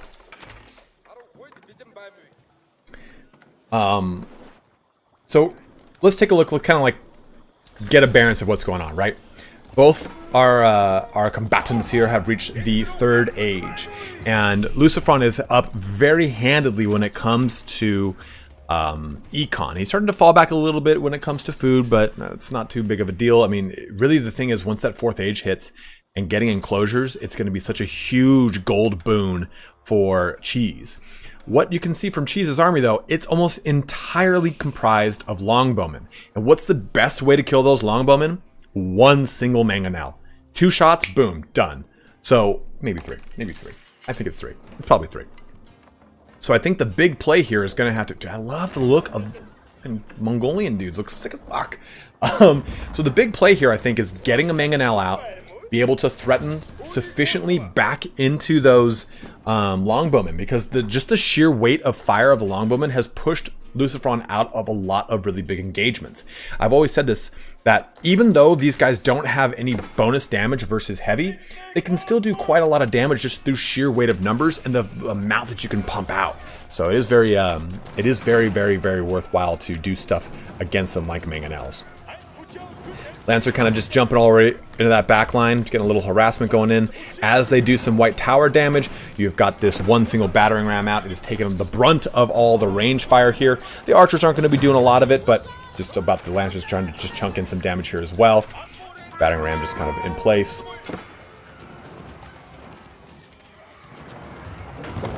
Oh, see, like I said, just a simple way to fire on these. That one whole volley, like, knocked that guy down to half health. So you do have to micro that, right? You do have to kind of worry about scooting and shooting if you're going to go with a massive longbowman. And you can see that Cheese is doing that. He's doing that just back and forth, jumping back, shooting, jumping back, shooting, getting one volley out at a time. He does get the increased attack speed here too from the castle network as well. And boom, there it goes. Cheese backing out of that one, noticing he was probably going to lose that fight. And we have the first victory of the second series in for Lucifron as the Mongolians, knowing what's up, keeping that good pressure, getting a lot of really good, strong economy play throughout that entire time. Like, look at that. Total resources. What's like a good one? I wish income per minute was on here, but score, you can see, it just is a constant upward spiral. That's not the term. No one says upward spiral. People say downward spiral. Constant upward ramp. So we get a 1-0 right now for Lucifron. This is a best of 3, guys, as I've said. So you can see what's going on here. If Lucifron wins one more, he'll be pushing on to the finals. If FW Cheese, though, has to kind of win it here. And I don't like how Cheese is out of the bracket over there. Cheese just got to pull off a win to stay in it, to keep him in the fight. Black Veggie, I don't remember. I think you can. I think you can target individual units as the keeps or outposts. I believe so. Dan, right, it was Marco.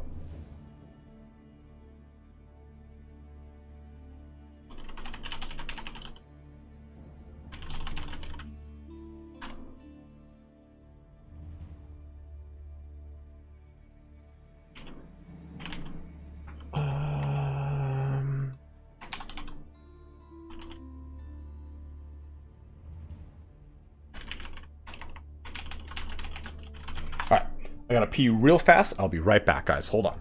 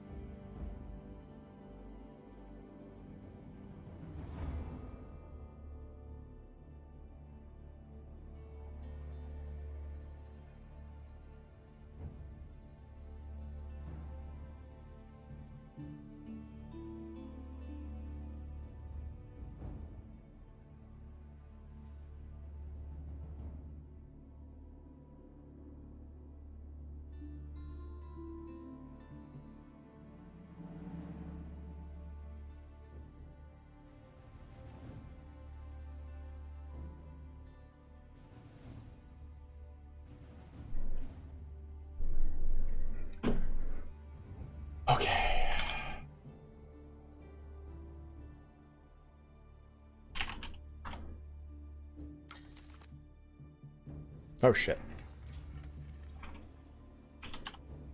Oh, they didn't go.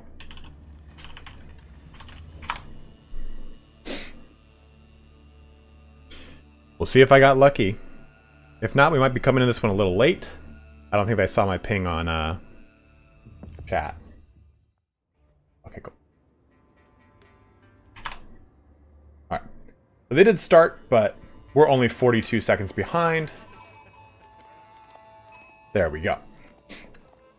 So it looks like this time we'll see Cheese on the Mongolians, and Lucifron will be playing as the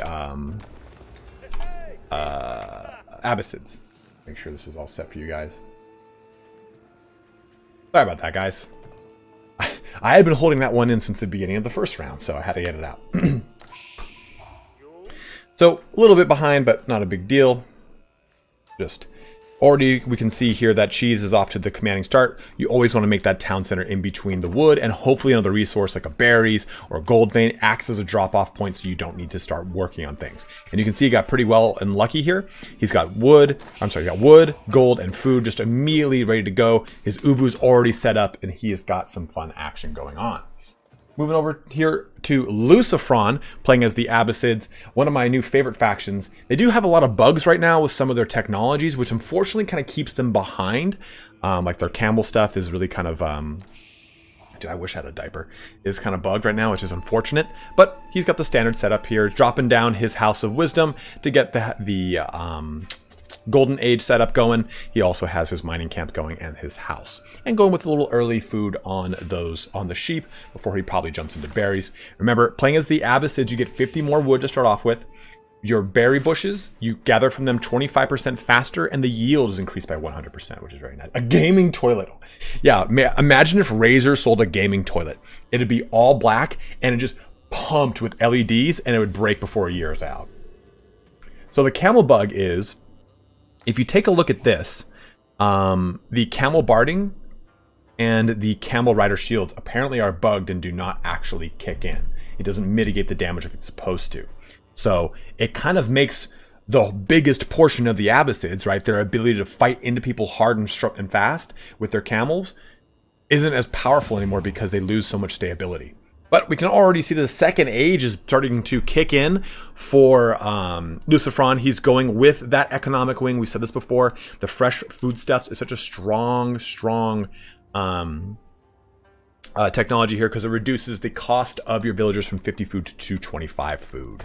Looking over here, though, we're going to see the silver tree. Now, this is the other second age landmark for the Mongolians. I was looking to see if my webcam was on because I'm using my hands in weird ways. So this enables you to have a market quick and early. And why that is strong is because the Mongolians thrive from having a strong market economy set up quickly. The big thing is they're going to get food from all of the, they're going to get gold from the drop off of their traders, but they will also get wood and food. And with the technology, they can also get stone from it. So it's a really, really, really good way to get your economy ramping hard. But the issue is here, Cheese starts right next to a trade post. It's not going to give him a whole ton. His closest trade post he can hit, though, is this one down here. Or this one up here. So he does have some options that can give him some good ones. The nice thing about this map, the French Pass, is it has one in each of the four corners. That's a nice little play right there. It's going to take a little bit to pump into that. The bad thing about the House of Wisdom is that you have no way to produce this any quicker. It takes 2 minutes to make every single wing. Versus, I think it's, what is it? 3 minutes or so? Yeah, 3 minutes, 10 seconds that you can increase the speed of by putting more workers on. So you do get kind of a trade-off. It takes less time to progress the wings, but you just simply have to do it at a point in which it makes sense for you economically. So moving the silver tree back here, he's just making so it has a more direct route, less of like an oblique one. It's just going to be just a straight shot across. Also, the nice thing again, like with Mongolians, they can just pack up and move. Taking a big breath. So looking at the... Oh, I'm sorry, I'm on current resources. I meant to say income per minute here. Looking at the income per min, we can see that Cheese has got a good little lead on food, not by much, and he's got a solid gold economy set up for now. Lucifron doesn't have that set just yet, doesn't really need to worry about it just yet either, but he has a lot of wood, which is going to be strong, allows him to make a lot of these buildings that he needs, but he does need to get that food back online. What's the food economy? So he's just going pretty much with sheep is what it looks like. Really good point here. Tim of the Year just said he moved it next to the Uvu so he can double produce the trader. Something I totally forgot to mention. And that is something you really want to do if you're trying to get that strong trade economy set up, is double producing traders. As you can see, it's the same cost of trader because they get a discount to their traders. But it's just going to enable them to come out with an additional stone cost. And with the Uvu constantly generating stone for you, not something you need to worry about as much. Water break.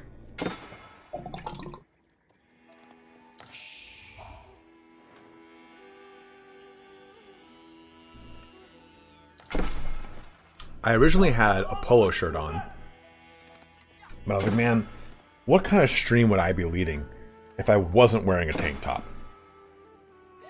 So the tank top went back on instead. It's cold here for Southern California too. What is it? It's actually not that bad. It's 68 degrees. So that's something what, like 27 degrees Celsius? No. That's in the 70s, I think.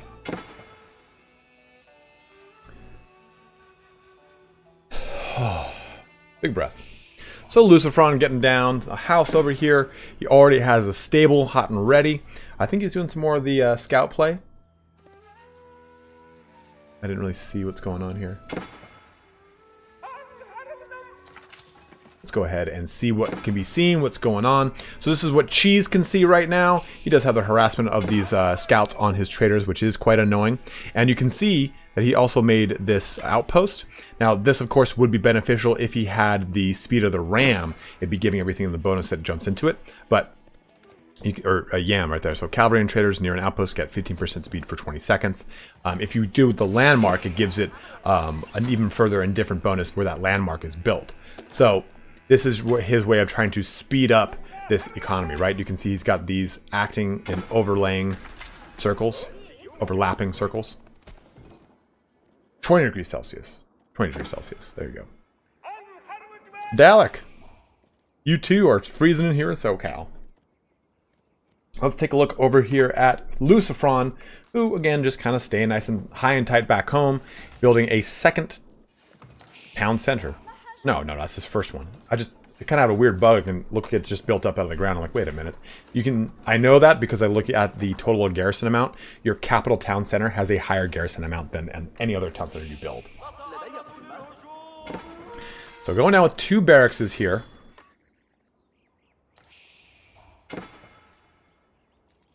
What would be the point of covering the timer, Marco?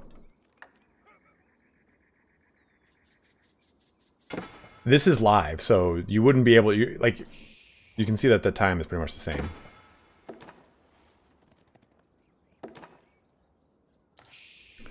They got a really Cheese is going hard in the paint on that trader economy. He's fallen behind substantially in food production, though. And no actual... Who am I on? So no actual... Yeah, just a simple barracks out for Lucifron. I'm sorry. Simple barracks out for Cheese. Lucifron, on the other hand, though, has 2 barracks and a stable, and he's teching into the 3rd age. He's going to be going with what looks to be the culture wing. Yeah, the culture wing. This is going to give him preservation of knowledge, which is huge. Reduce the cost of all technology by 30%. Very nice. A really great way to give you a lot of strong research tech quickly. And still on the 2nd age here for Cheese, just hanging out, keeping that strong trade economy going. The scouts doing some little early harassing there, trying to pluck things apart.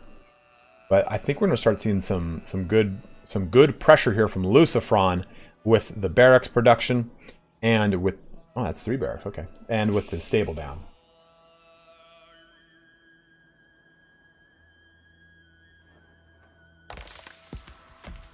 Ah, okay. But, I mean... So here's a question. Is that timer really that much of a spoiler for you guys if it's 10 seconds ahead? Is it Because I can also just do this. Oh, fuck, it still shows it. Because, I mean, I think it's kind of obvious within 10 seconds when a game's going to end. But you tell me. I can do something that blocks it. I definitely have the capability to do so. But just tell me and I'll make it happen. So, I just don't want it to be... I don't want to distract or hurt the quality of the stream. Because I got ways to block it, my bros. Alright, jumping into that... Okay. No, Marco, you weren't called out at all. I was just making sure. I want to make sure it's... I want to make sure it's good for everyone. Because it's easy to block that. I can put a little black bar there. Not a big deal at all. Ah, the Khan has been killed. Sorry, I was talking too much and I totally missed what happened there. It was probably some sort of harassment action. Alright, it's actually probably these spearmen killed him right around here. But we can see that Cheese is jumping up, going with the stepper doubt as well. Again, the thing acts as a GUR, as a nice drop-off point, going heavy now into this gold production. We're going to be seeing a little bit of a spearman jump onto this trade route here, onto the Silk Road of Cheese from Lucifron's harassment.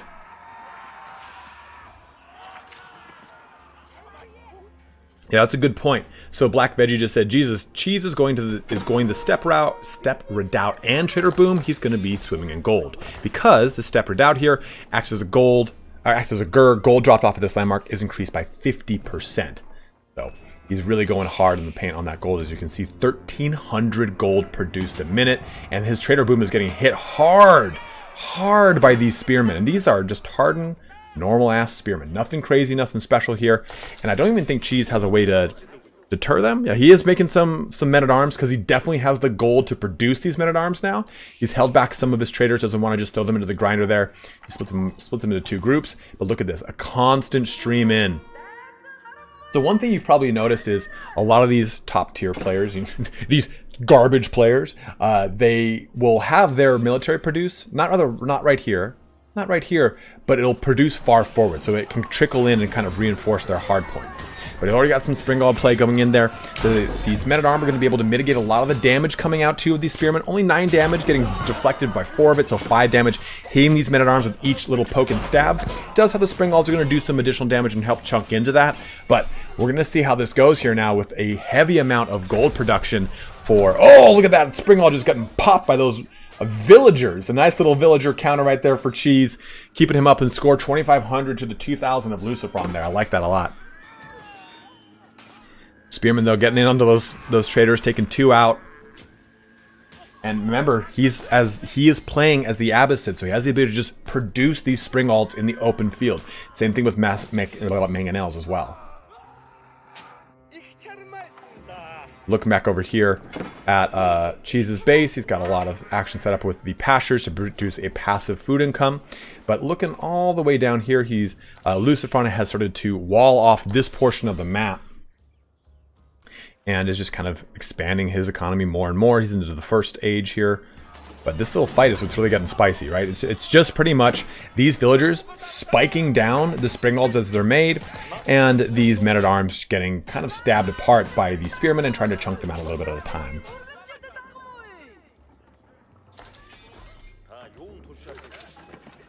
So how many total? Cheese has got 5 barracks producing men-at-arms right now, and then Lucifron will probably start swooping. No, he's staying strong with the spearmen. No, he is switching into men-at-arms. He's probably going to want to move off those men-at-arms now. And he is. He's already got some... I'm sorry, move off the spearmen and onto men-at-arms now. And you can see that it's starting to happen. Starting to push them over. Yeah, he's built a gate over here. He might even just start going the opposite direction entirely.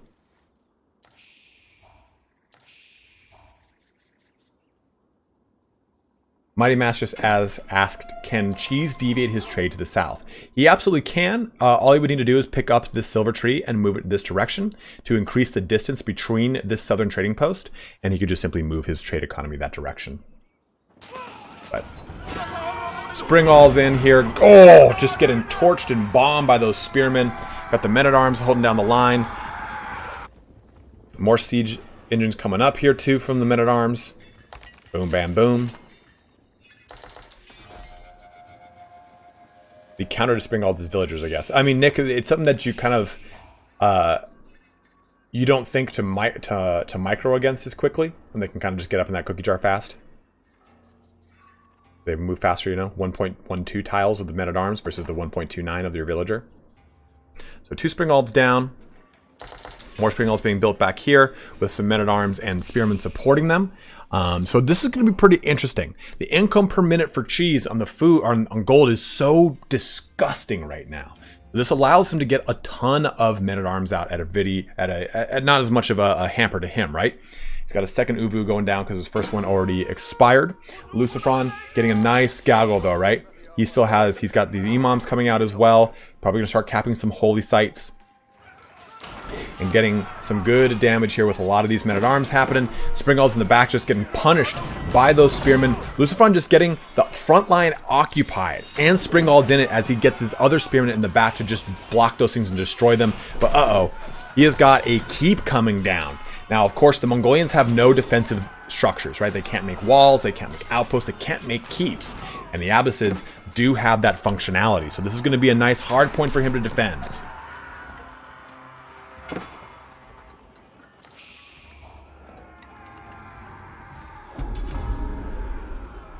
All right. So holy site being captured. And the score now still, Cheese is in the lead, but not by much, and that lead is really good, is really being not bloated, but a lot of that lead is coming from that strong economy that he's got right now, right? Very good food income, very strong gold income. Not the most amazing wood by comparison to Lucifron. Looking down here though, Lucifron just got what's his overall military infrastructure look like? Yeah, so we've got a ton of men-at-arms coming out. We've got this keep down now. And he's got a ton of Springalds, man. 6 Springalds out. And we can see over here for Cheese, he doesn't really have that many Springalds. He's got some archers here that's going to hit into those spearmen. He's got 1 Springald down and then 11 men-at-arms. And he's got his Khan. His military infrastructure, 5 total barracks. Going hard in the paint with that too. Got our first little play coming in. The outpost starting to do getting some damage shot in by those Springalds, which aren't going to do a ton of damage. They're not going to do a ton of damage to those buildings because they're mainly meant to pop other siege devices.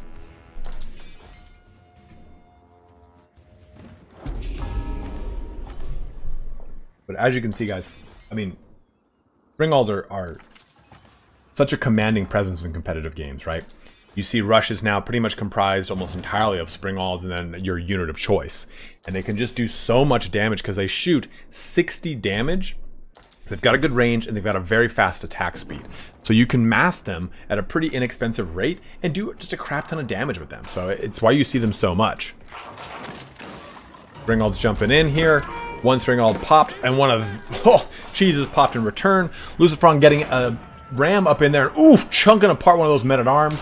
Trying to pull the ram into the outpost so the men-at-arms can come in over here and do some damage to it. He popped the Khan's speed ability to try and get some moves onto that battering ram, shutting it down, getting those Springalds in place over here too to pop one of Lucifron's Springalds. It is a spring-on, Springald action. Those Springalds are scissoring on the battlefield right now. I don't know why that was my choice for words, but I'm sticking with it.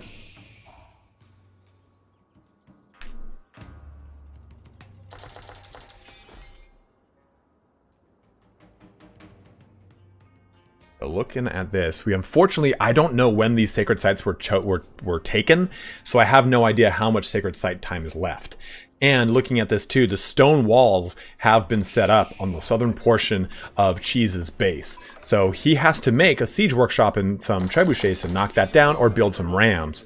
And do keep in mind, of course, if he is playing as the Mongolians, they get their cool special traction trebuchet, I think it's called.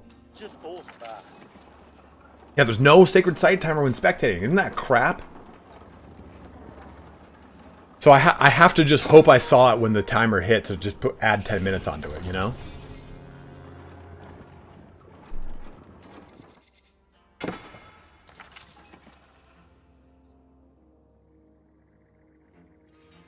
So right now, I mean, just take a look at what Lucifron's doing. Sure, he's behind in points, but he's got a really nice amount of wood economy. Doesn't care about that. He set up a crap ton of forward barrackses on top of his existing gaggle of barrackses back here. So he's now just going to kind of produce a massive army. He's got a lot of Springalds. He's got a good amount of men-at-arms. And Cheese, on the other hand, has, ba-boom, the Traction Treb. This bad boy over here is going to be doing 300 damage to a building. And they're going to be moving pretty quickly, too. Got a good range. Got to watch out for these Springalds that are going to just be able to pop it, though. Oh, popping Springalds left and right. The men-at-arms coming out. Got the nice speed bonus here. The Khan just got ripped apart, though, man. Good lord. Springalds shooting into that front line. The nice spread across that front line from Cheese and Lucifron trying to find that gap, but there it is right there. Lucifron got in that back line, popping those Springalds, trying to knock out these before they can do the damage to his trebuchets, getting some shots into that keep at 50% health here as well. And man, look at this, dude. I think that the Cheese's overall men-at-arms are going to win this fight, but the men-at-arms of Lucifron have done their damage, and they've gotten to the Springald back line and did a lot of damage, knocking out almost all but 2 of them. And doing a good amount of damage here to this keep. And the trebuchets can just stay out of range. There's no Springalds to threaten into them, and doing it really well there. 50% damage. They got a lot of villagers back here recovering it, though, so that'll just kind of act to kind of drain that overall food resource, right? But a second keep being dropped down, just hot and ready here from Lucifron. And I don't even think that he can see that. Oh, he can. He can see it coming down. More Springalds being assembled in the back line. Same thing back here. More Traction Trebs, more Springalds. See, and that's the cool thing, right? Both of these factions have the ability to just pop these siege equipment back up so quickly. There's not a siege camp made. These guys are just making this stuff in the field, which is really cool here. So we're going to have 4 total Trebs launching into one of these keeps here. I know for a fact there have to be 5 more. Not for a fact. Okay, this is a wild guess. I'm full of shit. There's got to be 5 or so minutes left on that sacred site, right? Because it was around 17 or 18 minutes that both were capped. So very interesting here. Trying to get a lot of play into these keeps. I just think that the southern region is really where it's going to be, where they got to start cracking into. They just have to get one of these sacred sites offline.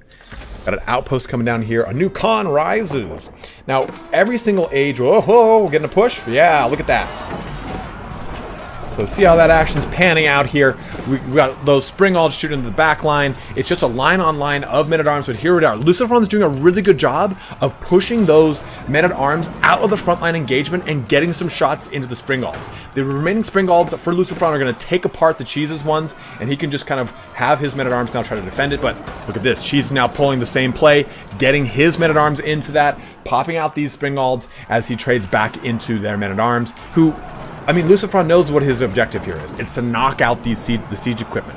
The men-at-arms are not going to be terrifying on their own. It's the siege equipment that's going to win the day for Cheese. So it's a really good way to micro and kind of throw your men-at-arms into the lawnmower, right? Which is not a turn of phrase anyone ever says, but basically using that ability to just counteract what's going on and pushing hard with the men-at-arms into those siege equipment is what really helped right there.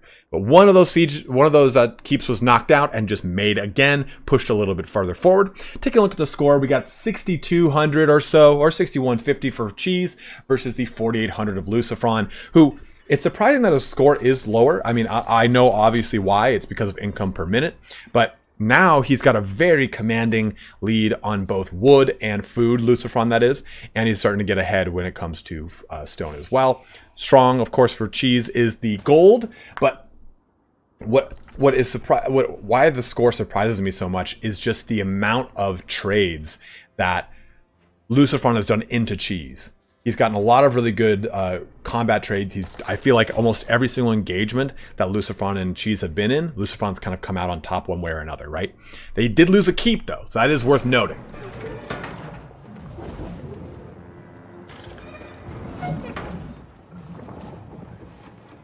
Is the Mongolian score bugged? Is that a thing? Did I not know about that? Just think, if that's true, I did not know that. That's why I'm surprised. Oh, here it is. Men-at-arms on Springalds again. Same thing going down here. We got a line just stretching across. And this time, though, that backline's not happening. Cheese is not letting those men-at-arms in. The Springalds are just matching the Springalds 1 for 1. 3 on 5 total Springalds happening here. pulling him into the shooting range of both of the keeps. One keep about to go down from the combined shots of those 3 trebuchets, and look at this, man. Men-at-Arms just jumping through that back, trying to shut these trebuchets down, getting them out of range as fast as they can, as the remaining Men-at-Arms just get plucked apart by these towers. Lucifron getting a really solid trade here against Cheese compared to the last one. A keep was not knocked out this time, and we have a good amount of... Oh, and there it is. The first W of the day. Is that the last? Wait, that was it. That was it. That was it. That was it. That was it. There, that was it. I forgot the first W. I thought it was the first W of that series. It was not. Bring that scoreboard back out. We can see what just happened there. Lucifron really had a strong amount of engagements, right? He was able to really do an amazing job when it came to hitting against his opponent really hard with each and every one of those engagements. He didn't have the commanding lead when it came to economy and stuff like that, but he was able to just keep a lot of really good pressure, and he kept a really strong amount of like wood economy and a decent amount of food economy to keep things going enough for him to push and keep Cheese on the ropes the entire time. So amazing plays here from Lucifron. 2-0 of that series. We're moving into our finals here. So let me go ahead and fix up that bracket and everything like that, my bros. Give me just a second here. Oh.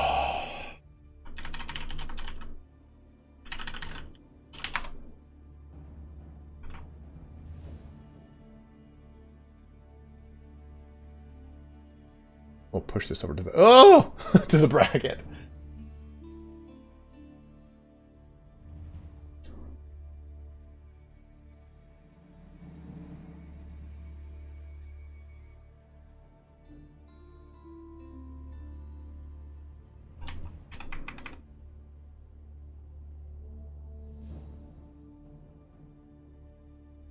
All right. So we got Lucifron will be over here, and it will be Blowdeer here in the finals. This is also a best of 3. Go ahead and tell them that they are ready to go.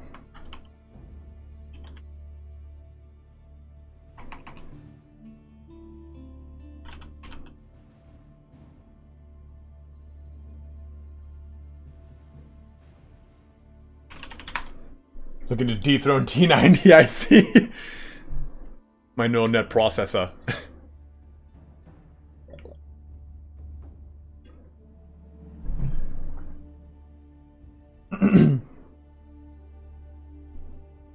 So, we're going to be setting things up here. Blowdeer versus Lucifron. So, Lucifron just came out of both of those matches, swinging. Both of them won unopposed in their respective series of their best of 3s, coming to their final of best of 3 as well. Now, this is a $50 prize pool. Not a whole ton, but we will start to see more and more of these, and I will be able to fund more and more of these larger prize pools.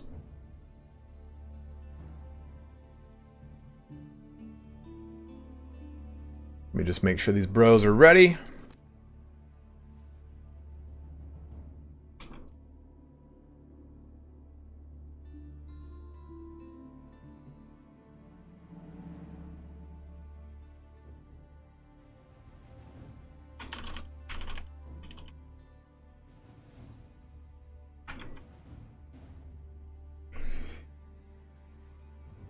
Oh, that.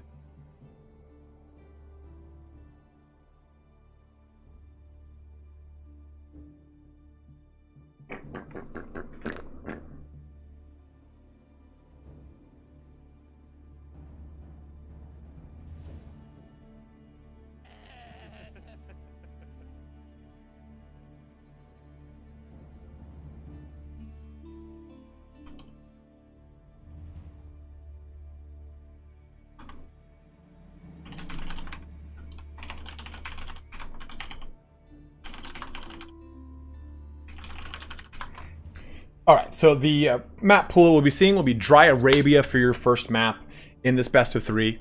This is the finals, and then the Hill and Dale will be the second map, and then if it comes to a third map, a tie-breaking map, that rubber match, it will be the Mongolian Heights.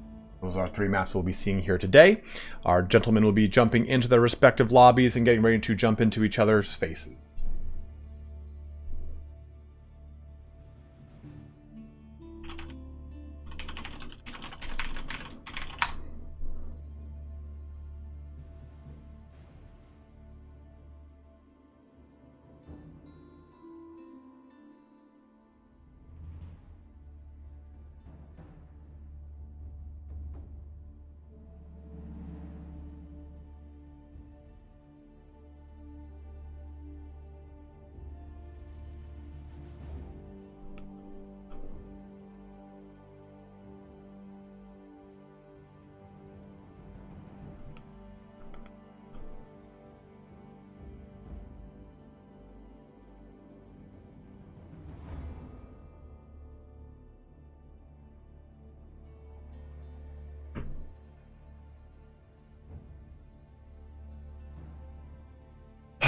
It's just us right now, bros.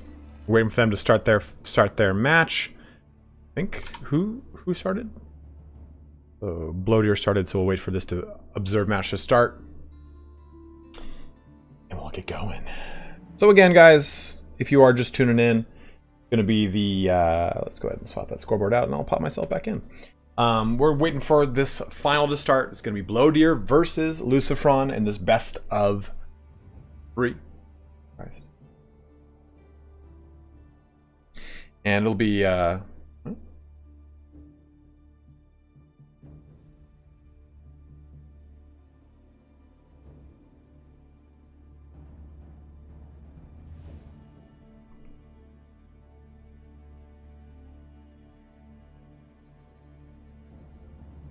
Alright, I just got a discerning text from my friend.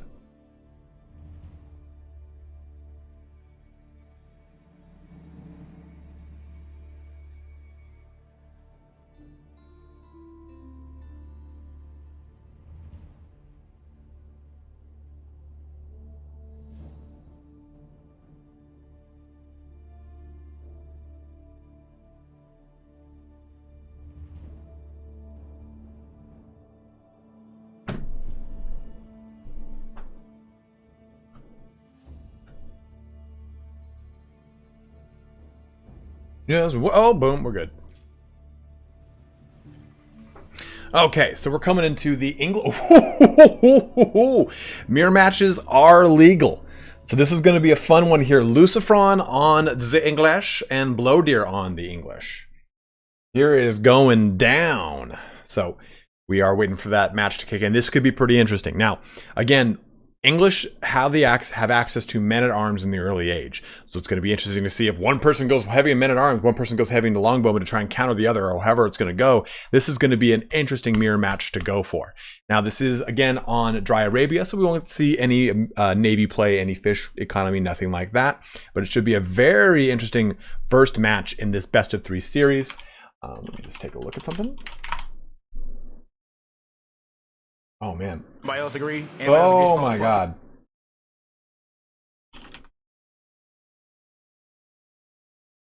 For me, creativity starts with 4, what ifs. 3, like, 2, what if and fire? 1. All right, this match is getting going here. Let's have some fun. Oh, where'd that go? Reveal that map. That's cool. So let's see how they both do the exact same thing. Let's see how that pans out. Yeah, this is it. Now, create what's true to you.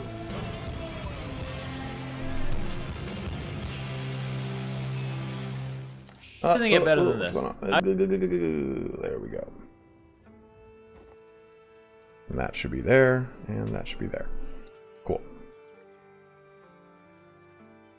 Oh, that damn thing. Transition. I hit studio mode earlier and it kept the wrong screen up, so I apologize for that, guys. There we go. Okay, so taking a look over here at Lucifron, we have him going down with the house and his mining camp. Again, just trying to get to that 200 gold. It's going to be the same for both of them, right? Both are getting a house and a mining camp down. This is the English. You don't need to worry about that early gold economy because you are mainly going to be worrying about your food and your wood economy, of course. No, you were not meant to see my face still. My face is not the important draw of this game, although it should be. Instead, like, they should have just put my face superimposed over Joan of Arc. It would have been perfect. It would have been perfect. It would have been spot on what you want.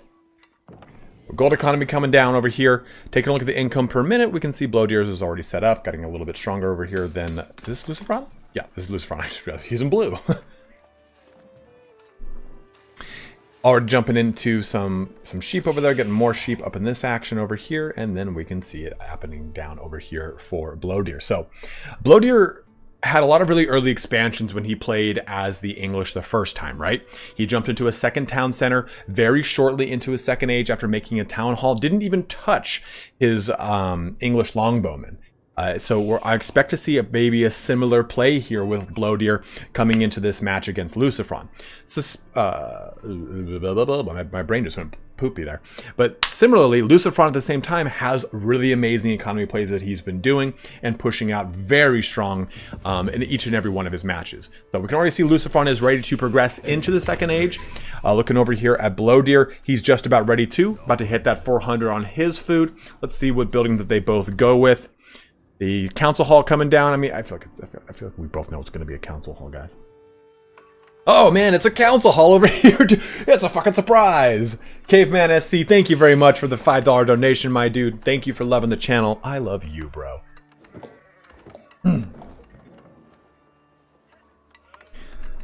So we're going to see five villagers over here to the 2 villagers of Lucifron. He fear no evil, as he goes for a slower tech into the second age, getting his mining camp set up. So we're probably going to see an early expansion into a town hall here, or town center, sorry. He wants to get that 300 stone to make that town center, or he's going to start making, no, I almost said something that was completely wrong. Or he's going to start making some stone walls and whatnot. So I'm curious to see what that route is. I think that he'll probably be going with the town center. I don't see the same thing over here for Blowdeer. That does not necessarily mean it won't be happening. He might be doing it after he pulls off all these guys that are teching hard into this. And he's already got a waypoint set up, so I think he's going to start moving really heavy into these longbowmen. The old Council Hall mirror match. See how it goes.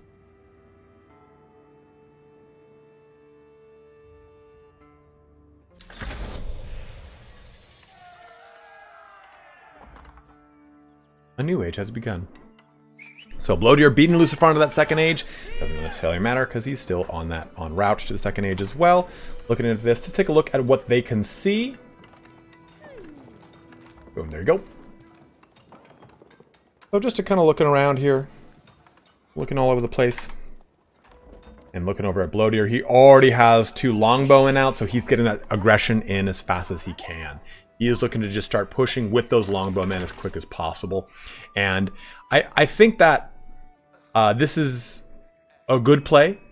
He notices he's already an age above Lucifron, so he's going immediately for that throat, trying to get some damage in. Now, of course, remember, these longbowmen are not going to just destroy everything, right? But they're going to be able to harass his econ just enough to hopefully try and derail it a bit to try and get some sort of big ramp. Blowdeer is ahead 200 to 400. Whoa, 200 to 530 in the score right there. Let's go ahead and reveal this map all the way now. And he could just stay out of range of this town center and just do some shots. See? And the villagers do have longbows, so they can shoot back if they so wish. And he's probably going to have responding longbowmen come out. So we're going to see some of that action. Now, probably a play that we'll probably be seeing on one side will be a placement of some horsemen, I would imagine. Counter some of those longbowmen, or just kind of keep teching hard, depending on which route you're going. Looking over at Lucifron, he's got 330 stone, so he can be moving into another town center if he so wishes.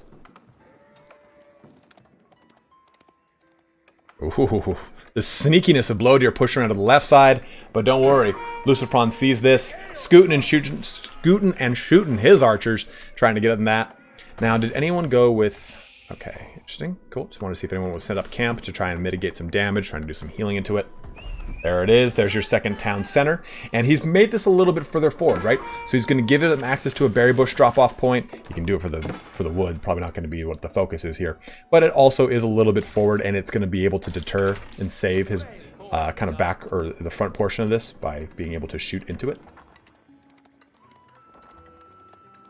Longbowman coming out.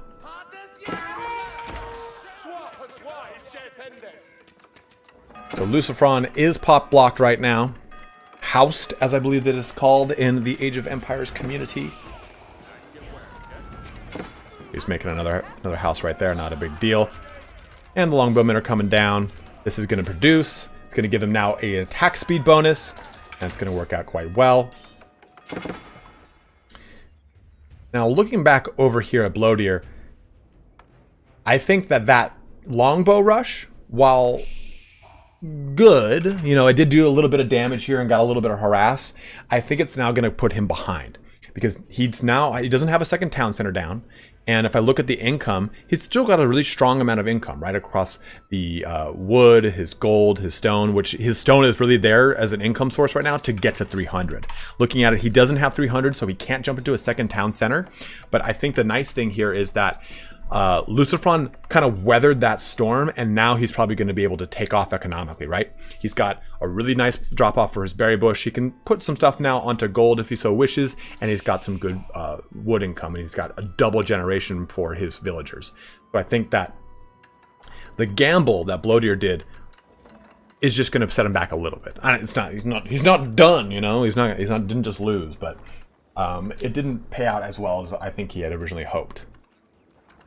So looking at that score, we're at 950 or so to around 800. Nothing crazy. This town center is going to change things right there to 950 to 900 more or less, give or take some points. Dropping down some farms too, get that farming economy set up, of course, as well. We all know about that pastures and how good those can be in that later age. It's why you really don't worry about gold as much when you're playing as the English, because you can get that later gold economy set up in that 4th age by just popping these enclosures on. It also kind of depends upon the route and the enemy you're playing, right? You don't always want to just forego getting gold. It just depends on what you're playing against. All right, see some longbowmen kind of coming down over here. Small amount of longbowmen to fight against over in this region, defending the gold economy of Bloateer. Lucifron's looking to kind of do some poking of his own. Looking back over here too, he's got a nice little town set up. Everything's looking pretty well, good and dandy. Fatty Lumpkin, what's up, man? Good to see you, brother. I have not seen thee in an age, and I hope thou art doing well.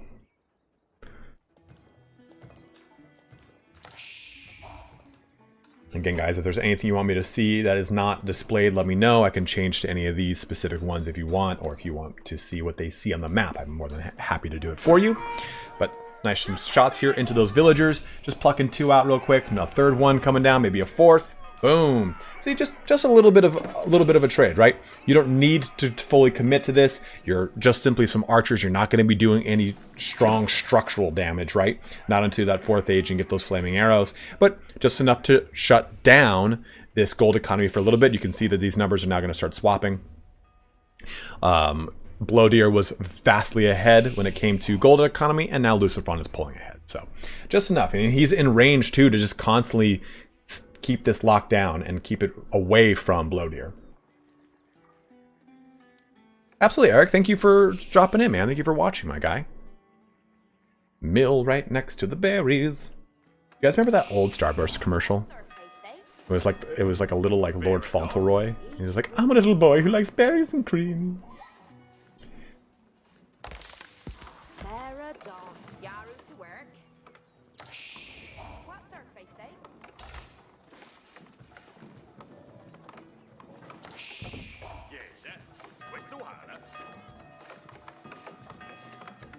The 2nd Town Hall, New Junior, enables you to get your villagers out at twice the rate, and depending on where you place it, it also acts as a drop-off point. So you can see here, this is the initial Town Hall, the capital Town Hall as it were, and this second one is placed right next to this wood, enabling Bloateer to have a drop-off point that is not his lumber camp, which he's now making since he's made some room. But you typically replace your 2nd Town Hall by a resource. You can see over here for Lucifron, he placed it right by these berries. So it allows you to have a really strong economy ramp, and pushing into a 2nd Town Hall early gets your economy ramping even faster. That's why he had people on stone and then stopped. And as Fatty Lumpkin just said, it helps with defense too, right? Remember this initial one only had, here, let me switch over to this. This initial one has this range. The little dotted arrow is its range. This is its buff range. Well, he made the 2nd town center here, basically creating an insulation layer so that he can have more, what's it called? The town center can defend against stuff further forward. Yeah, just around. He's got his longbowmen kind of just patrolling back here still. Let's take a look at what they can look at real quick. What they see. Oh, someone's ready for a 3rd age, and he's jumping into it with a white tower. White towel? What? White towel. Where is it? Yeah, the white tower. And again, this is just simply going to be a keep. Not as amazing as the Bookshop Palace, but still a really nice keep nonetheless. Allows him to have some early expansion. The alternate ability here would be to jump into a, I can't think of the name of it off the top of my head, but it acts as a town center. That's your other landmark. So 3 stables coming down here. This is either going to be a strong horseman play or a knight play, but I would probably venture to guess perhaps knights. I don't know. We saw a lot of knight and horseman play last time from Blowdeer. So this is Lucifron playing, and he just kind of doing some shots into this. Take some time, destroy the mining camp. Blowdeer has 0 gold income right now. And that is huge. Current resources, Blowdeer can't make a jump into the 3rd age because of that lack of income. And, okay, because that's why he can't. I was like, wait, where did his gold go? He's not making gold units. There it is. He's making the King's Palace, which is the other Tier 3 landmark. This is the one that enables you to act as a town center. I was like, damn, man. So both mirroring each other. The difference here, of course, being the landmark and getting some stables out, getting you some good play, doing some selling of some wood to make some gold. We're going to see some fun play coming out of that as well.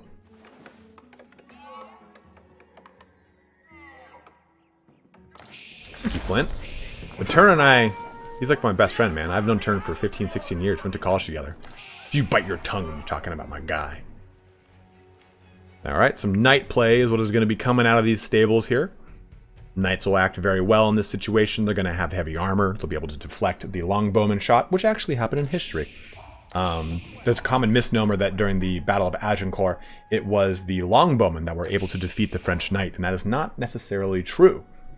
The longbowmen did have their stakes, right? The palings that they were able to place into the ground, and they were actually charged in the rear in certain locations in the Battle of Agincourt. The big thing that helped the English in the Battle of Agincourt was the bill hook.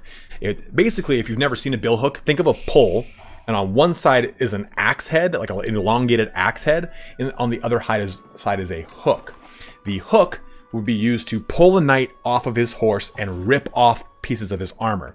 The thin axe portion would then be used to hack into the slits of the armor or hit the exposed armor, or exposed flesh.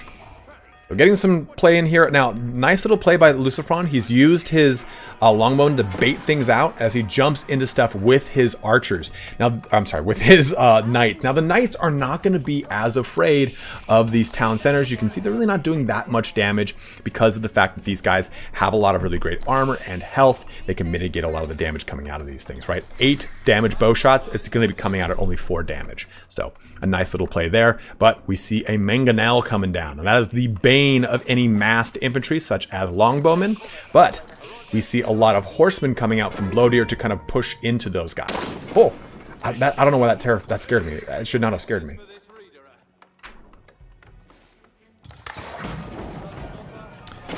We got a little housed action happening here for Blowdeer versus Lucifron, also housed, or it's just about to be housed, and just jumping right into that town center as well.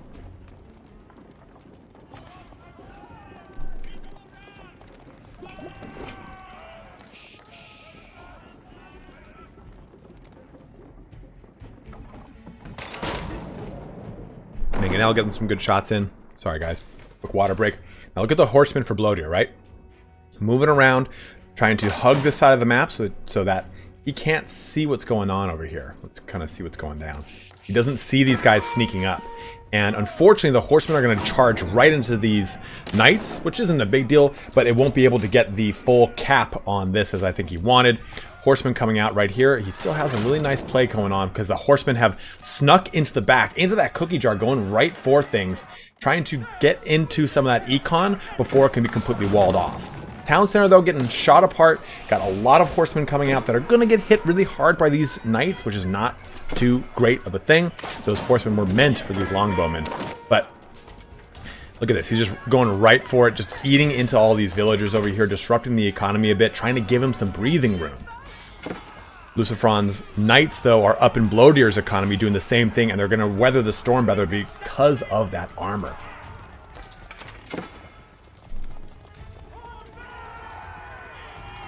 You can see just shutting down the gold economy here. And check out this.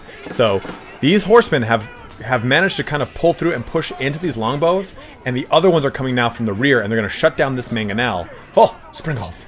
And they're going to get into the rest of those longbowmen. And getting that mangonel down is going to be pretty crucial. Always trying to get these siege equipment offline, but then they're just going to jump right into these longbowmen.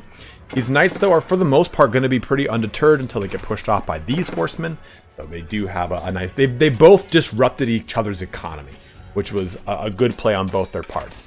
Blowdeer didn't immediately just go right for the throat, right? He tried to defend by being aggressive, which is a very interesting play, right? Not just simply looking to deflect the attack, but looking to just disrupt what he can so that the next attack doesn't come as soon. Things back online over here. Lucifron looking over there. Blowdeer looking over here. Okay. Lucifron looking to get his more farm economy set up. Got a palisade on the eastern wall. I guess it's, what is that? That's actually like northeastern, right? That's north, that's east. Yeah, the northeastern portion. And then Blowdeer got a nice amount of that farm econ set up. Chasing out these knights in this lower region. I think what needs to happen here for Blowdeer is a little bit more of defensive structure set up, right? Getting a keep placed whenever he can. In the next stage, or I'm sorry, in this stage. He's in the third. I thought he was in the second for some reason. I'm like, man, he's behind. But yeah, getting a keep set up, like maybe over here, because it's going to force him to start making trebuchets and things to fight into it. Just some way to kind of start curbing this rush. And he does have still some knights. Lucifron has some knights that are sneaking into this southern portion, jumping onto that farm economy, and it's always pulling things away, even though Blowdeer has a really nice lead on that farm econ, which is good to see. Cool thing about farm, like all these farm guys, you can get them all back online by just highlighting all of them and just right-clicking on one farm. You don't have to do it like piecemeal. If you're new to the game and did not know that. Villager count? Sure, Chef.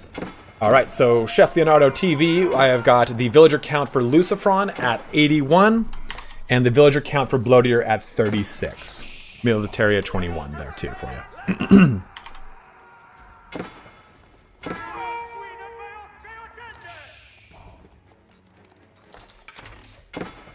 Oh, man. Monastery coming down. We got more archery ranges coming out here. Like, so this is kind of scary, right? Lucifron is up by 1,000 points right now. He's got a really strong military infrastructure. Taking a look at this, we can see he's got 3 stables and 2 archers. Looking across back the way of Blowdeer, he's got 3 stables and 2 archery ranges. So there is a comparable amount of military infrastructure, but having a keep is very nice because remember, the English can make units from their keeps. So that is going to be very, very damning. Yeah, the villager difference is huge, but the pop difference as a whole is huge, right? 64 to 113, right? And looking at this is 75 and 36, and this is 45 and 20.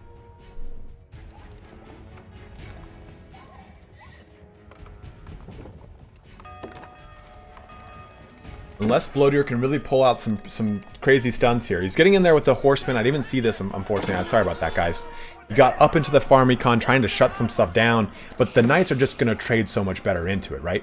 Even with these longbowmen chasing after him, the knights are just going to be able to do the serious damage. Show blue base. Here you go.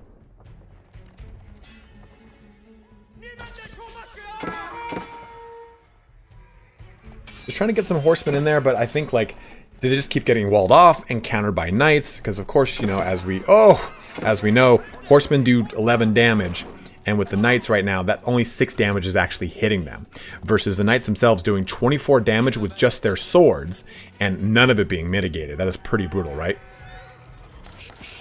All right, getting another engagement here by the town center, getting some damage in. No thank you right now, bro.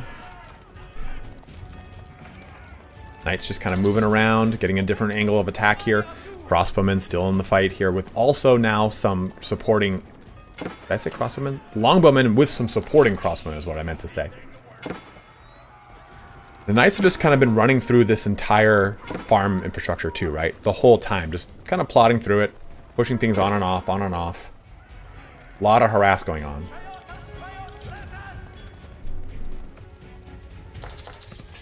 Oh, a lot of battering rams coming down here too. And I think with the production of those battering rams, the next wave of reinforcements of both knight and longbowmen, I think Bloater is in a really, really tough spot. He only has 15 military compared here to the 56. So he's going to need to produce quite a lot really fast.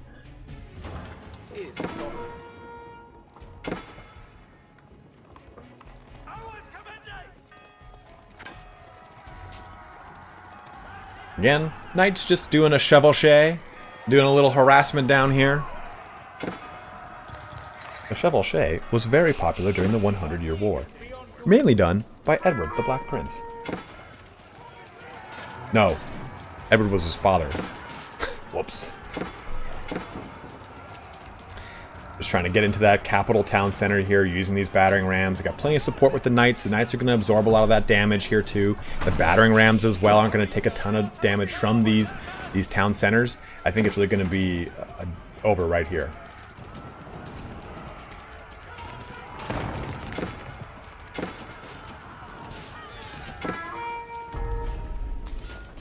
Sacred Sight coming out.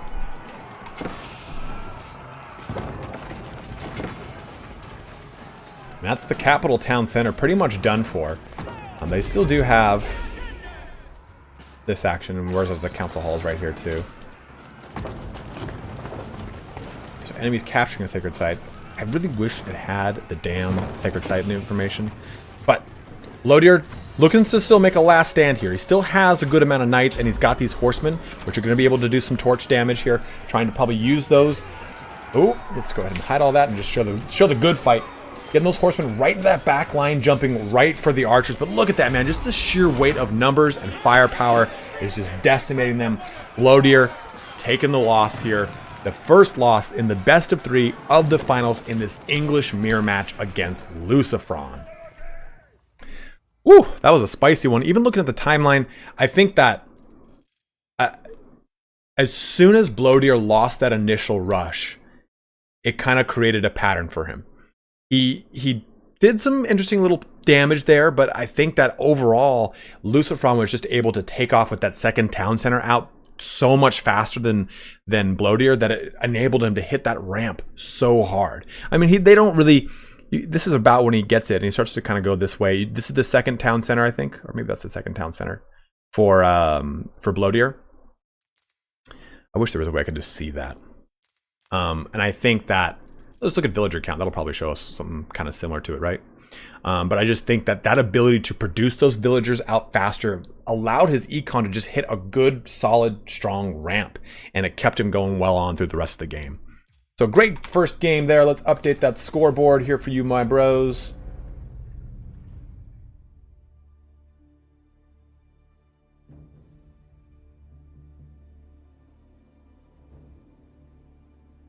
We're coming into that last match. Go ahead and hit this. So this is either the last match or the beginning of a rubber match. So this is best of 3. Bloater is down 1 against Lucifron, 1-0 here in the finals. Yeah, that a really good point there too. Someone just said in chat, Scarab said, I think the gold spawn for Bloater had a major part too. The gold denial that Lucifron did against Bloater was very crucial, right? He wasn't able to really adjust to it until after a second town center was built.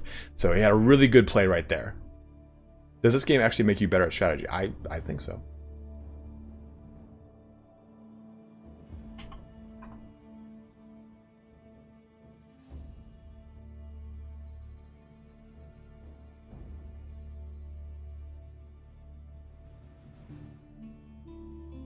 We got 245 of you bros watching here today.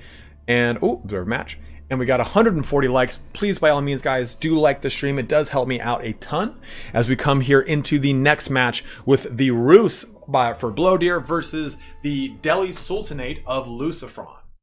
Man, my leg is hurting. I am still in California, Rainmar.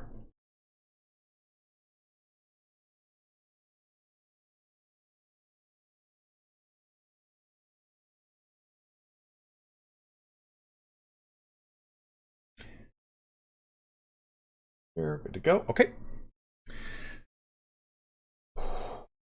On display capture.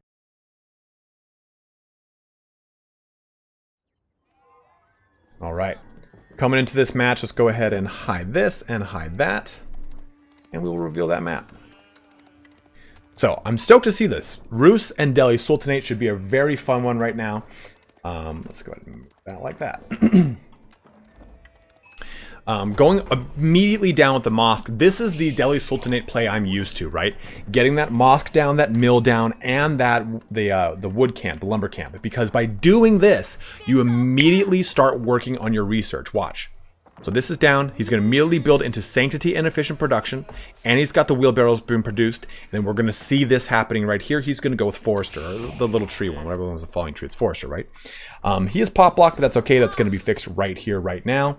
And you don't need to worry about it until this actually produces. You basically have 20 seconds to fix being housed. So you have some time to a little bit of a leeway. See, right there, forestry.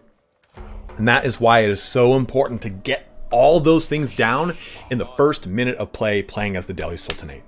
I can't stress enough. So let's move over here now to Blow Deer. So again, playing as Blow or playing as the Rus, what's the big thing you want to do is you want to go hunt some deer. So we're going to see the lumber camp come down to start getting some wood production online. We've got a hunting cabin, which is going to provide us with some passive gold income here. You can see it's already given us 17 gold a minute. Is it? 14 gold a minute. They probably killed a sheep. And it's going to enable him to make another scout. He's already got the scout going over here in this direction. They're going to start hunting that deer. So what you want to do then as the opposing team, what Lucifron is doing right now, is hunting the other deer. You're going to want to deny that boon. You want to deny that hunter's bounty, the hunter's boon here. Is it hunter's boon? My brain just went shit right there, guys. Okay, he's not. So interestingly enough, I actually have not seen that play. I've always seen the opposing team, when you're playing against Rus, uses their scout to shoot out the opposing or your deer so that you shut down the amount of gold they can produce from it. But scooting and shooting, you can see Blow Deer just kind of using that to his advantage, killing these deer one at a time. Even these wolves will give him a good amount too. Take a look at this. Wolf will give him 25. So it's 1.5 times a 2.5 times a deer right there. Just going right to it, scooting and shooting, moving and shooting, moving and shooting. It allows you to shoot very quickly. And Blow Deer is already ready to jump to the second age. Looking over here at Lucifron, he's a little behind. That's okay, because it takes a little time to kind of get stuff set up with your gold econ, and that's fine, because you have the ability to really take off with the Delhi Sultanate when it comes to gold econ. But we're going to see the Golden Gate coming down here first, which is a really good play. So what we can expect from this for Blow Deer means that we're going to be getting a second town center very fast. The reason behind this is, I have to take a deep breath. The reason behind this is, you see this thing that says supply? So as he builds supply, it allows for a favorable trade for the Rus. It'll allow him to, rather than get 100 for 100, he'll get 150 of a resource for 100 gold. So he can sell a high amount of wood to get him more gold, whatever it is. But basically, he's going to use his gold to buy 300 total stone to make a second town center.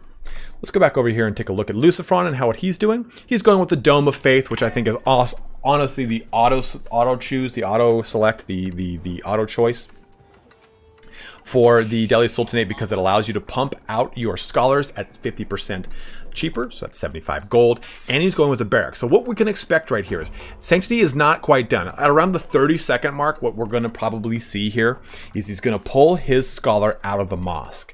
He's going to take 1 or 2 spearmen, and he's going to go cap this sacred site. By doing this, what he's going to do is cement a strong gold economy. If you have these sacred sites, each one's going to give you 200 gold as the Delhi Sultanate. And it actually makes sense to me now why he didn't kill these deer. Totally had a brain fart. Rather than killing the deer, he went and found where the sacred sites are, so that he knows exactly where they are on the map. See? Well, he knows because he's been in these locations, but I don't know why it doesn't show me that he sees the sacred sites. It's stupid. But by doing that, he now has the ability. So Sanctity's just about done. Maybe he's waiting for, yeah, see? Now this guy's out. These two are going to go to a sacred site. They're going to get it and then wall it off, because you're Delhi Sultanate, so you can make palisades here in the first age. And with Sanctity, it enables you to capture holy sites in the first age. And again, increase their gold income from 100 to 200. You see nice really big play right there. Getting onto those sacred sites fast. And he's going to want to negate that sacred site play with the scouts if he can, but more than likely he'll just kind of let it happen.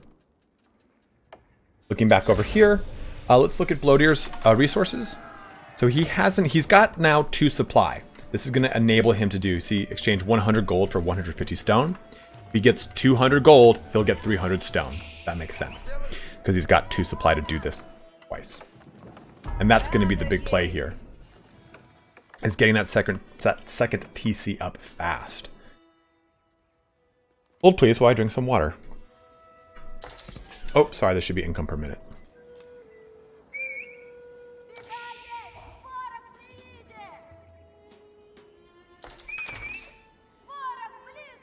Yeah, if you do want to get better at playing the game, Joey, check out Turin's streams. He's got a lot of really amazing streams if you want to jump into the competitive multiplayer stuff. I, of course, have a lot of guides. I'm doing my faction guides. Delhi Sultanate and Mongols will be on Saturday and Sunday, respectively. But please check out Spirit of the Law. He has the best, most succinct guides because he jams so much information in a small amount of time, and it's very to the point. I love his videos and guides.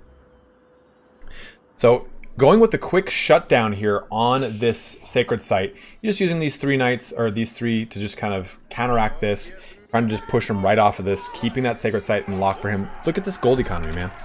He doesn't have anyone. Oh, he does. No, sorry. He doesn't have anyone on gold. And look how much gold he's getting.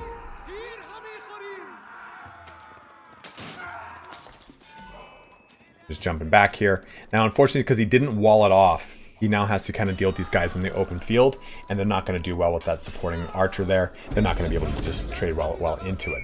But by doing this, he should hopefully have another set of walls being built up over here. Already walled off that region.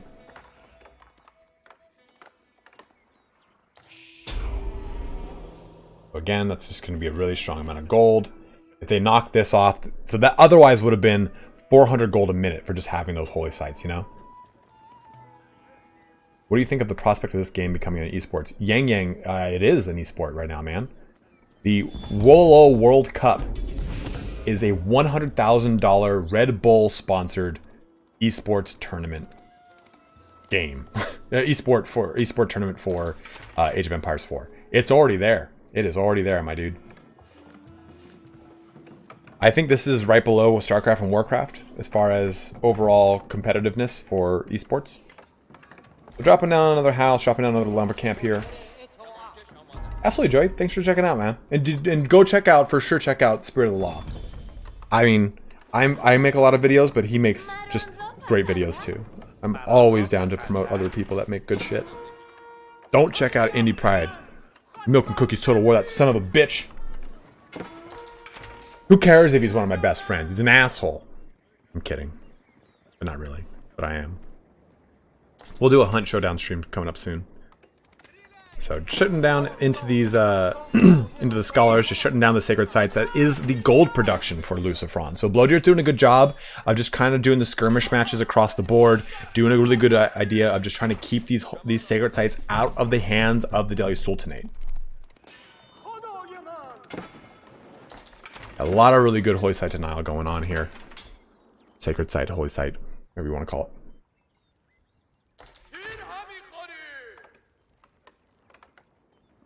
Yeah, and then a nice thing too by Bloater, he just placed his archers right here at this opening. So anyone that's going to go out and try and cap those holy sites back, he's doing a good job of just trying to keep the denial up, trying to keep map presence.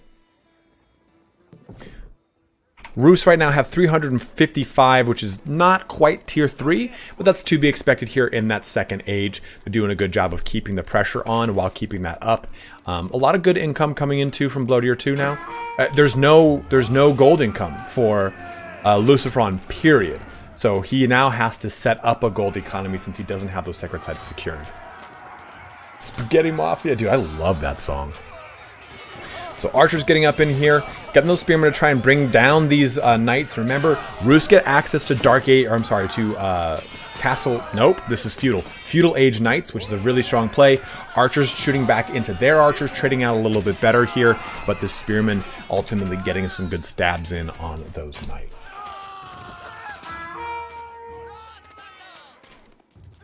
Yeah, the Peter said the Rus Cav is super tanky later on, and the reason behind that is Boyar's Fortitude.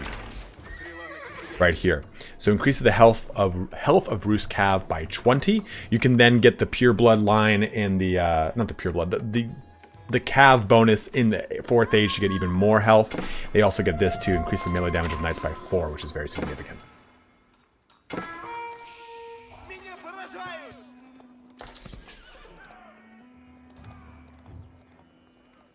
Play what you enjoy playing, Eric. Because if you don't, I mean, so Eric's question is, I want to get better at playing multiplayer. Oh man, going for the boar killer right there, jumping him up to 430.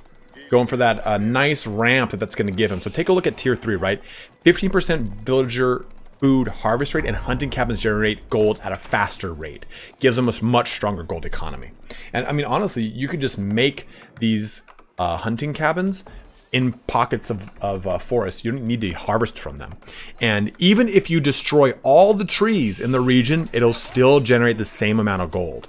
So they're a very, very nice boon. One sacred site being brought back into Lucifron's control, though, to try and secure a gold economy for him. Something he desperately needs. I don't think... Oh, he does see it. Okay, good. Eric asked, you know, should I play what's good, or should I play the faction I like playing the most if I'm trying to get into the game? If you don't play the faction you like the most to get into the game, you won't enjoy it. I'll say that. It's worth noting Chinese, I think, might be the worst faction right now. Just because it takes a long time for some of their stuff to get online. I've definitely seen the Chinese win fights for sure. In the hands of the right player, they can crush. But I think if you're just starting out, it's going to be a little bit of a struggle for you. Factions like the Abbasids and the Delhi Sultanate also are pretty advanced, so you have to know a lot about really good timing to get them down right. Like Lucifron's early play here with his Delhi Sultanate and making things in all within a minute was so strong. That allows you to really ramp hard. If you can keep these sacred sites. That's also another big thing. He hasn't been able to hold onto his sacred sites, so his gold economy's been suffering. Yeah, and that's another thing too. Faction strength isn't so huge when you're playing in the very bottom portions of the competitive bracket, because people haven't really figured it out. They're learning it for themselves, so you're not going to be really running into a lot of barriers. Just play what you love, learn the mechanics, and then you can flex into other factions and whatnot. So Spearman getting some good trades here onto these knights. 2, 3. Oh, third one coming down. Third one coming down. So you can see what's nice here that Lucifron has done. He has seen that there is a lot of knight play, and he's seen that there's some archer play. So what do his spearmen have? Bonuses. They have got 1 versus melee, 1 versus range, and I believe they actually have some extra melee on them. Let's take a look at his blacksmiths. So yeah, he's actually gotten all of the... Oh no, he's getting the next one. He's getting 1 damage onto them. And it's what is worth noting too, when you look at the damage profile of spears, if you upgrade their damage by 1, their bonus versus cav is double their base damage. So going from 8 to 9 increases that cav damage from 16 to 18. So 18 plus 9 equals 27 total damage coming from your spearman into any cav's face.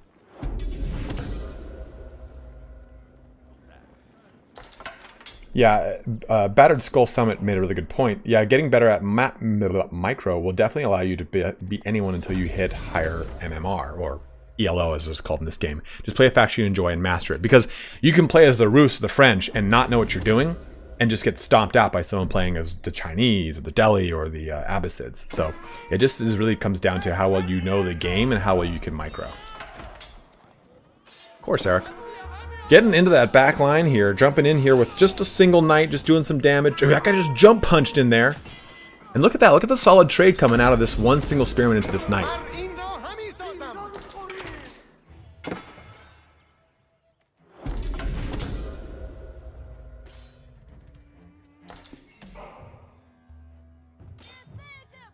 Trying to just hold down this little sacred site. We got one little spear coming in there. There it is. Got 1 sacred site over here. Dropping this one. Taking a look at that gold economy here from Lucifron. Even though he doesn't have an actual gold economy set up, it's really just relegated to the sacred sites. He's still in a good, strong lead there. He's up by 400 or so, some odd points. Good food, good wood, good stone economy coming in for Lucifron. What's up, Battered? Oh, man. Blowdeer just taking the loss here. Seeing what's happening, notices the economy boom, can't push against that little pocket that was going heavy into him, and takes a loss. Takes the dub. Or Lucifron takes the dub. Damn, man. That was a real quick game. And you can see it. He knew what was going on. Let's go to maybe resource count here. You can see that it was starting to spike hard. Like I said, you can spike very hard with the Delhi Sultanate if you get those sacred sites, because you get the chance to essentially get access to gold without having to farm it, right? So you can have a stronger food and wood economy by the virtue of having so many more villagers on those respective economic boon resources. Damn, man. Took the Delhi to the shop. Travis, that was so bad. I hate you. So, taking a look here at our scoreboard. Lucifron pulls up. That is a 2-0 in our best of 3 series, making the winner of today's match. Big Daddy Lucifron. Jumping back over here to the bracket. That is our game for the day, guys, here. That was wild. And like I said, right? With the Delhi Sultanate, you just have such ability. You have such a strong ability to hit such a good ramp. And even the Rus do too. So it's interesting to see that it's 2 factions that get early passive gold income and to see how they kind of dealt with one another. The Knight play, I think, from Blowdeer was a really strong move. I just think that the ability to just get such a disgusting amount of gold by comparison for Lucifron really helped him out in the long run there. The different font was a spoiler all along. I knew it would happen.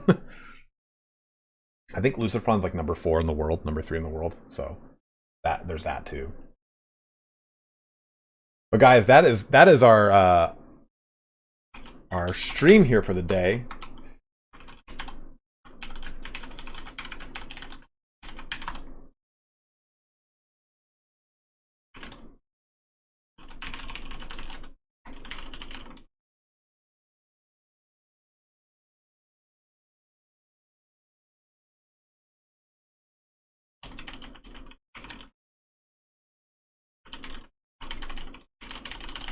Wanted to tell Lucifron that he has won his bounty, his gold. So what we're going to be doing here is we'll have way more of these competitions coming up, guys. We're going to be doing a beginner's version. I definitely want to be able to focus on people that are newer to the game, that maybe aren't very keen on how to do certain things in the competitive realm. Hey, happy Thanksgiving to you too, Flesson, my brother. But we will definitely have more of these level of tournaments. We'll have a beginner's tournament probably next week. I'm trying to get some creative assets made so it looks a little bit more polished than this shit. Absolutely 100 gems. I'm glad I can help you out, my guy.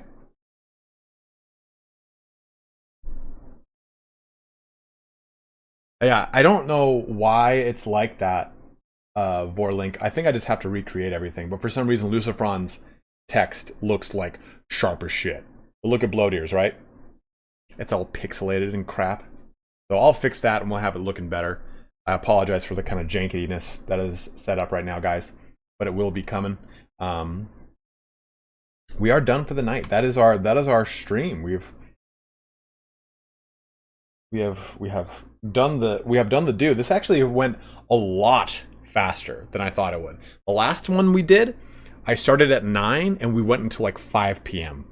My time. So 9 a.m. to 5 p.m. So that was a really, really like heavy day. We started this one an hour earlier and it finished very quick. So again, guys, expect way more of these to come. We do have our continuation of the Civilization guides coming out this coming weekend with the Delhi Sultanate on Saturday. That's all completed. I just have to upload it and set it up. And then on Sunday, we'll see the Mongolian one that I'll be working on tomorrow here. But as always, guys, thank you so much for watching here today. This is sad. I love being here. You do amazing. Thank you very much, Son of Thor. Let's go ahead and give some... I think we only had 1 donation, so we'll give some thanks out there. I'm going to pop back over to the stream. That's got the thank you thing on it. Yeah, we just have 1 donation here today. Why are you not showing that? Time to open up Streamlabs. We will give a thanks to the donation of the day.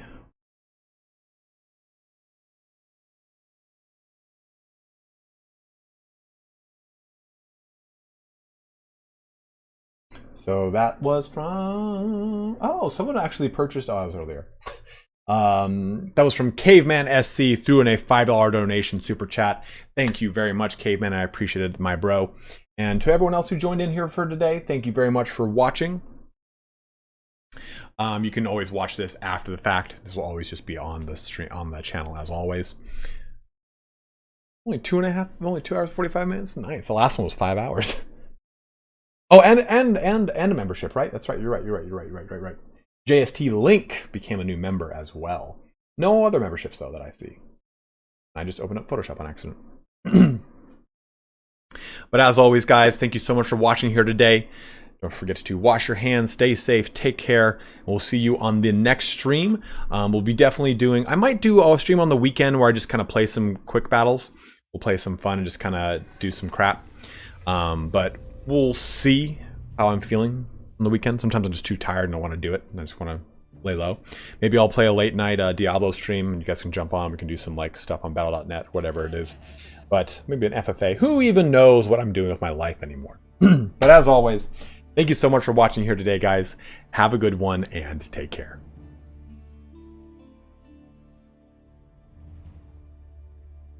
I'm taking a look at chat. Flesson, you have a good one too, dude. Thank you for joining in, brother. Absolutely, Kazi G. Glad you had fun. Sons of Thor, thank you for watching, man. Oh, and New JR. Yes, a beginner tourney for sure. That'll be coming.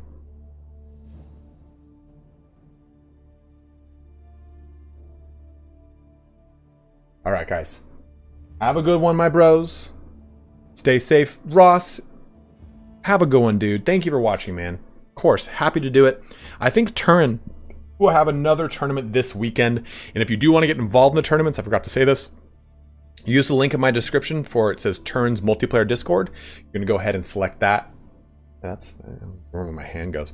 You'll select that and then I'll go ahead and give you the ability to join in. You can see when we're going to be